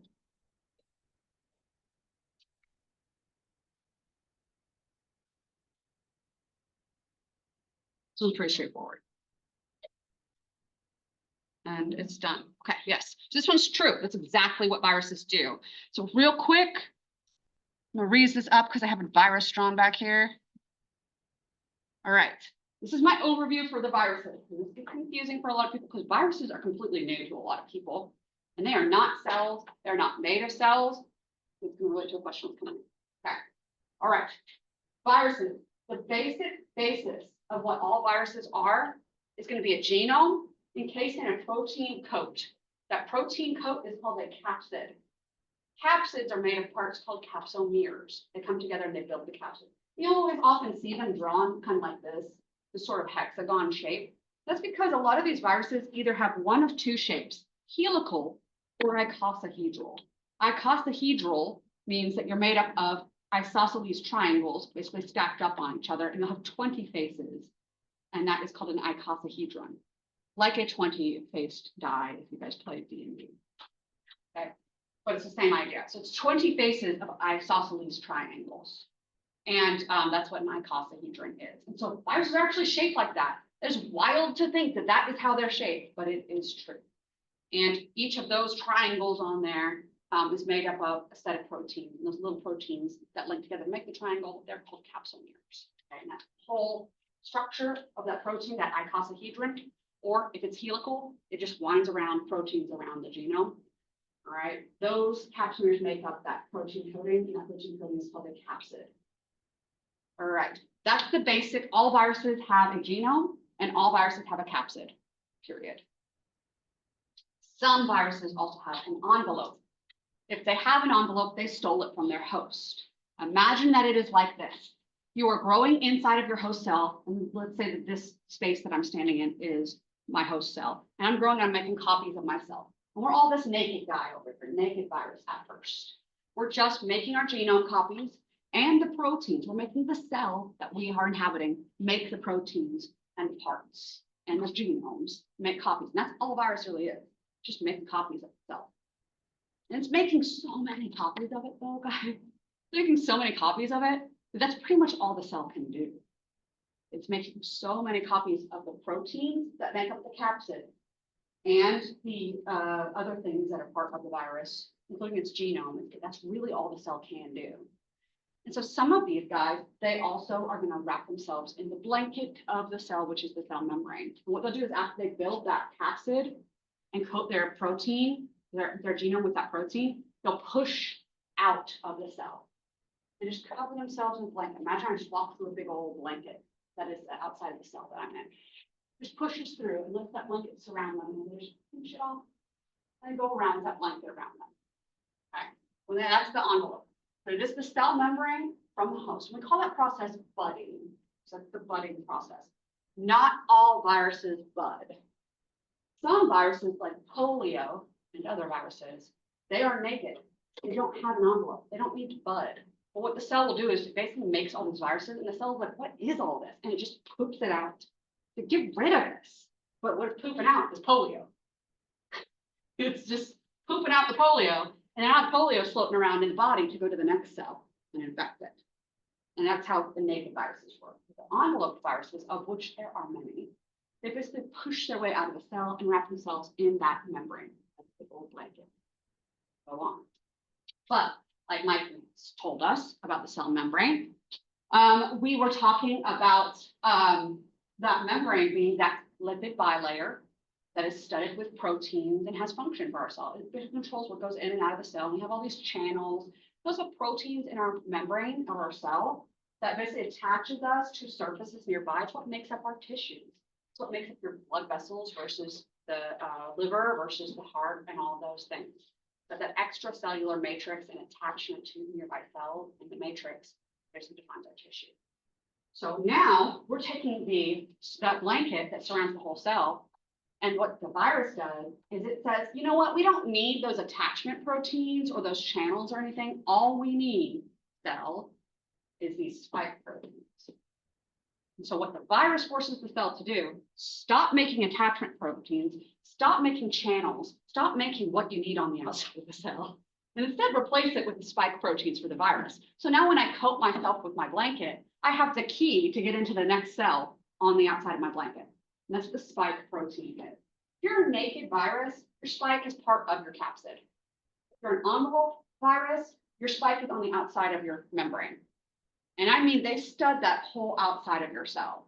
And this can actually lead to, if I'm telling you that like basically on the outside of your cell, I have a key that helps me get into the cell next to you or the cell further down or whatever.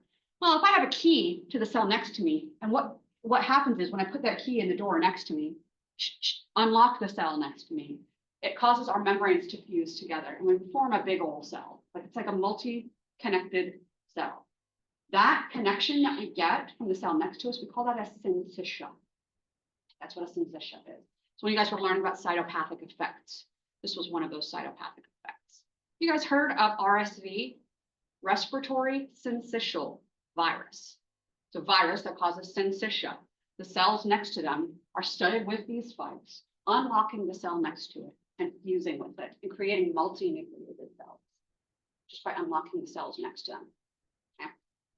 That's a syncytia. So we see that in viruses. You can also start to imagine that if we're replacing all of the molecules on the outside of the cell with spikes, some of our cells aren't going to stick together very well anymore.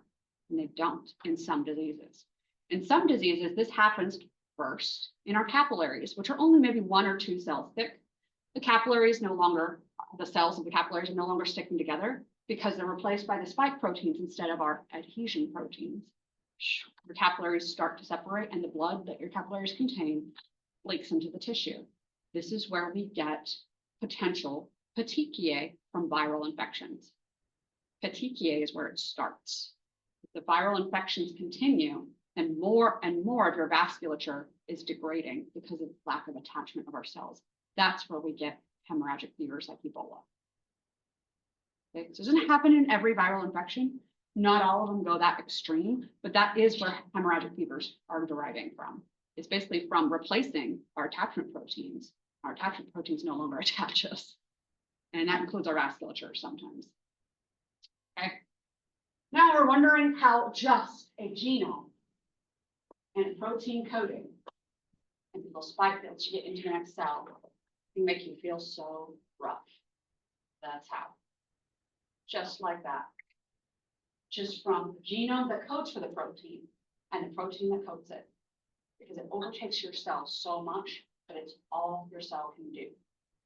So what happens is this gets into your body and all of your cell's machinery are like, we need to read this new RNA. Or we need to start transcribing or translating or whatever it is that we need to do with that genome that just got into the cell. And so it does, but the problem is we're also making copies of it. And so now you have more that you need to transcribe and translate, and more that you need to transcribe and translate, and more protein that you're making. Now we need to, what you'll see is sometimes whenever your cell is infected with a virus, you will have stacks and stacks and stacks of protein in that cell.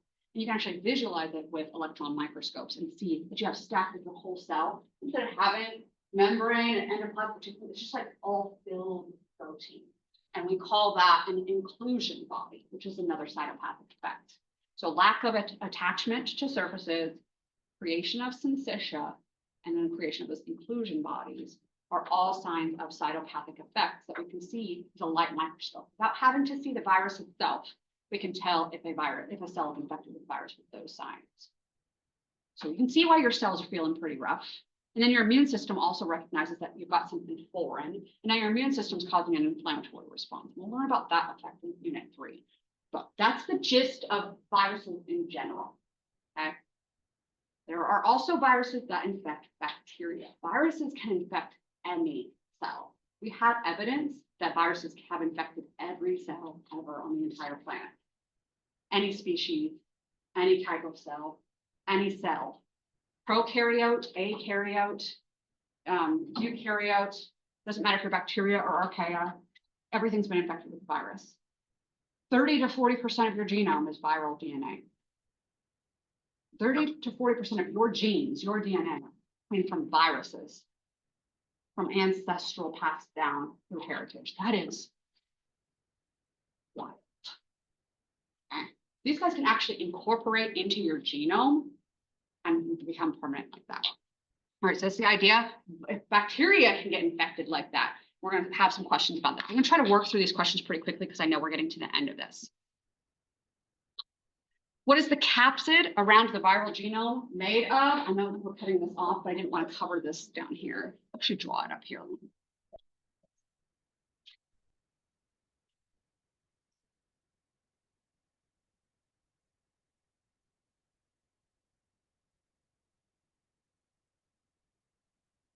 Made of protein. Excellent. So we have the genome, we have the capsid. It's made of protein. This is the genome. Viruses can have genomes that are made of DNA or RNA. That DNA or RNA can be double-stranded or single-stranded. If it's single-stranded, it can be positive sense or negative sense. Positive sense means that it can go straight to making protein. Ribosomes can read it. Negative sense means it needs to be turned into positive, and then it can be made protein. Okay. All right, keep cranking. I know we've got a couple more people I still haven't called on, but. Viral genomes, which can they be? I'm gonna call on Hannah.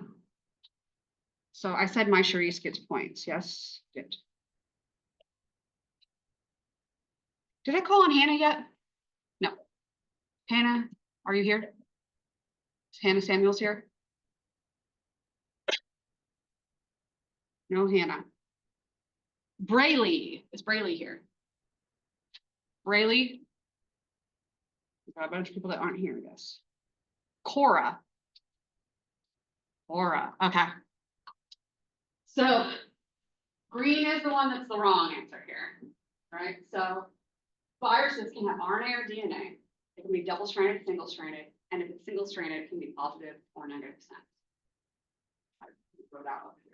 Means whether it can make protein right away, or whether we have to flip it. You remember how A binds with T? Okay, on that other strand, we have to flip it to the other strand's code in order to read it. That's what that means. Okay. All right, but it can't be encodes the virus's cellular structures and organelles. There's a hint in this. Why isn't it the green one? Can you tell me, Laura?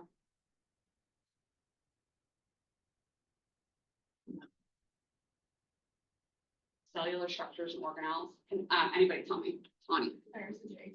Viruses are acellular. They are not cells. They are literally only genome and protein around them. That is it. There is no endoplasmic reticulum. There's no ribosomes. There's no packing and shipping. There's no storage. There's no mitochondria. There's no ATP. They don't make ATP. They don't make ATP. They don't make proteins. Your cell does that for them. Okay. Viruses do not do that. So this is where the argument of are viruses even alive come from. And question 5, viral envelope, the envelope of the virus. What is it? I did draw it on the board. I know it's hidden now, but let's see if we can get it.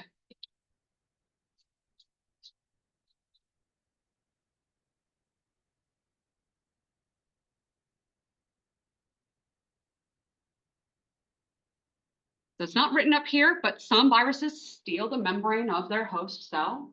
And that membrane is an outer membrane surrounding the capsid of some viruses. You are either an envelope virus or a naked virus.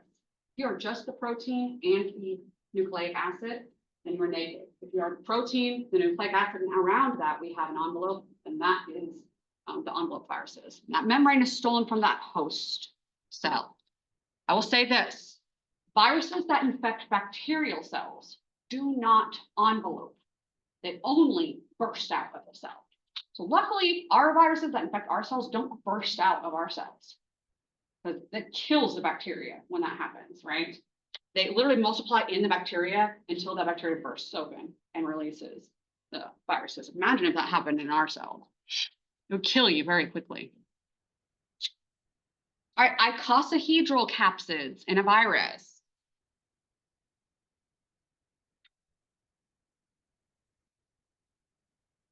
We've still got Anastasia, Victoria, and Mariah. We'll try to knock you guys out.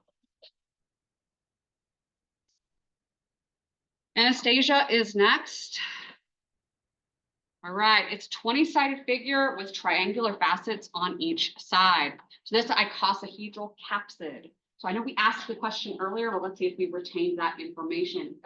Anastasia, so you're Anastasia. What's the capsid in a virus? Can you tell me what it is? Exactly. It's just the protein code. Exactly. Beautiful. All right, next question. I know viruses are a lot for people, but trust me when I tell you we're not going to be done with them either. Bacteriophages are viruses that infect bacteria. Which process is related to bacteriophages? This one is up in this diagram, if you can find it.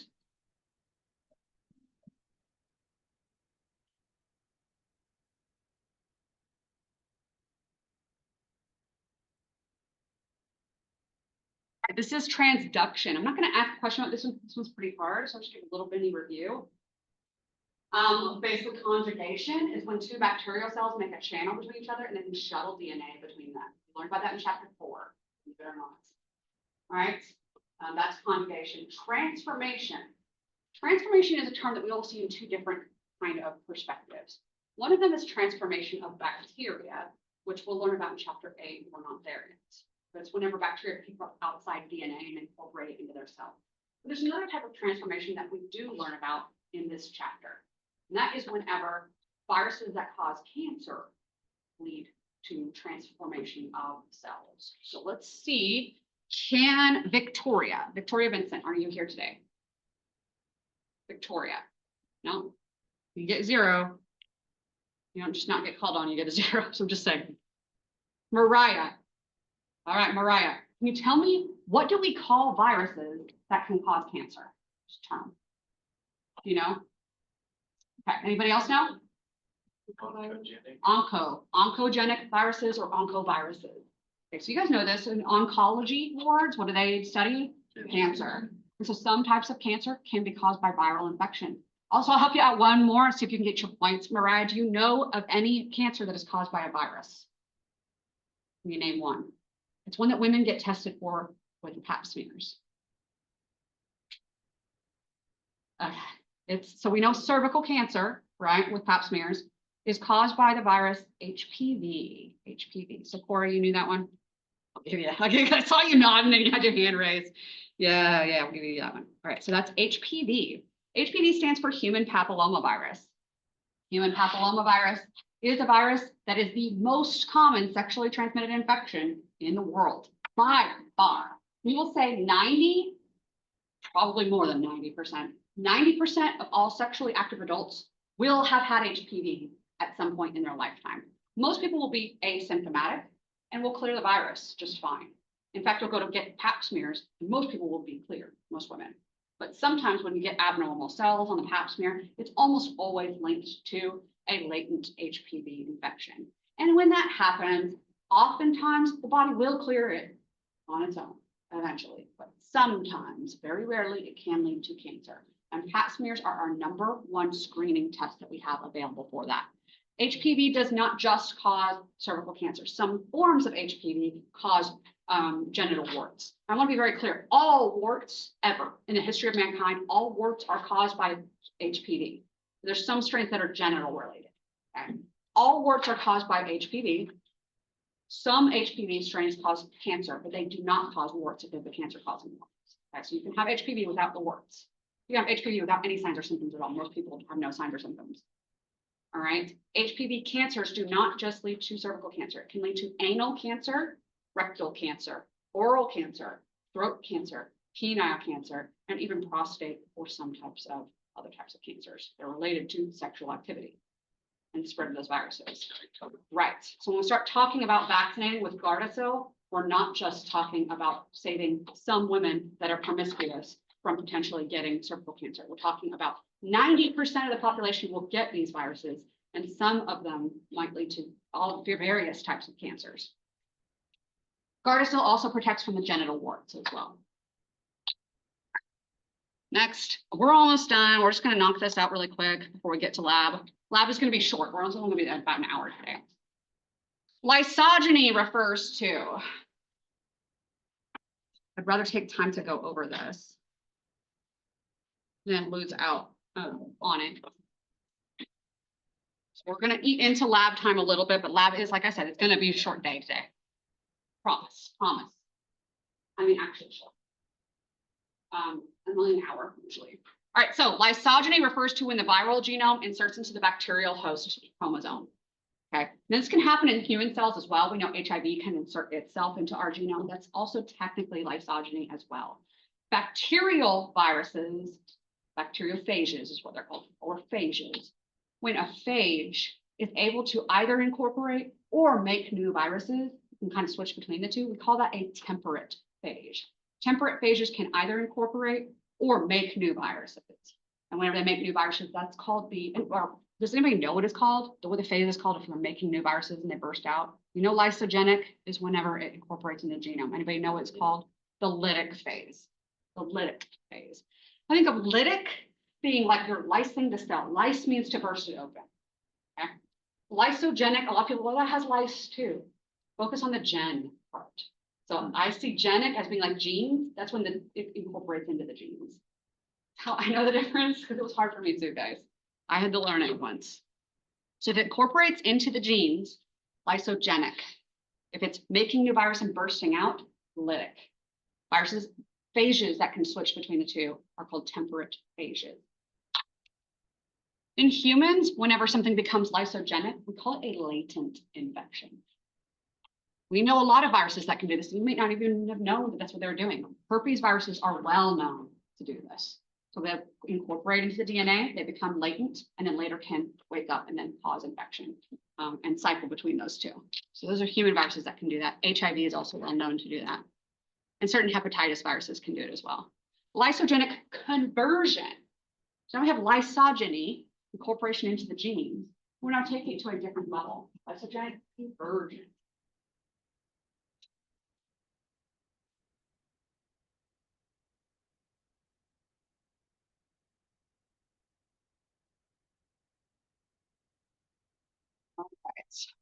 Lysogenic conversion is when new DNA is introduced from that lysogenic virus.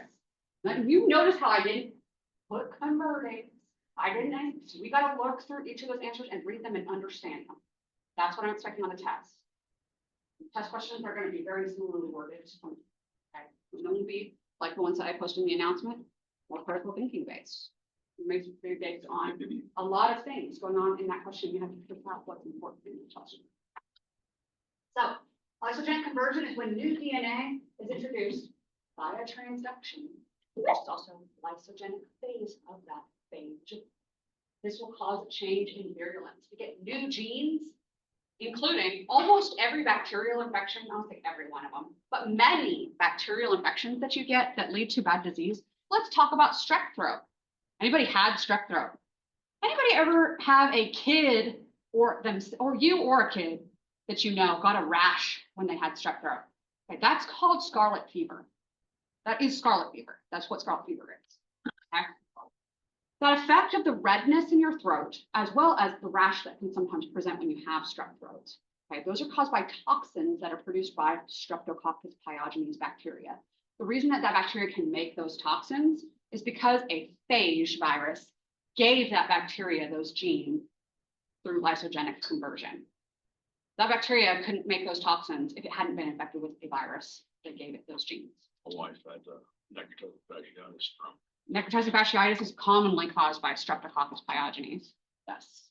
And if you don't know necrotizing fasciitis, you will, especially if you ever work in an ER, you will have patients that will get presentation of cellulitis advancing into necrotizing fasciitis, and it happens fast. It's basically how quickly we start having degradation of the tissue. More often than not, it will lead to amputation if it is not treated quickly. Can be treated, yes, or death, exactly. It's not treated quickly, right? But these bacteria, including Streptococcus pyogenes, are just bacteria without those genes. They're virulent because those genes gave them these abilities, okay? That's lysogenic conversion. Same thing with botulism. Botulinum toxin came from a virus. Now it became permanently incorporated into that, but that's kind of crazy to think about, right? That our bacteria that are causing our diseases only cause your disease because they got sick. It was advantageous for them. Oncoviruses cause what in mammals? You guys know this one, we just talked about it. All right, if I think we have only one person today. I'm gonna go ahead and just look at credit. I'm going to do good participation today. If you were here, I'm gonna give you guys credit today. Pretty good participation. I know we went over time. Our case study, I know we're gonna have our little thing, but I wanna go through the case study just really quick so that we're not missing out on the concepts there. And again, you don't have to participate. I'm gonna just walk you through it and then we'll head up to the lab, but it won't take long. The case study for this one was COVID.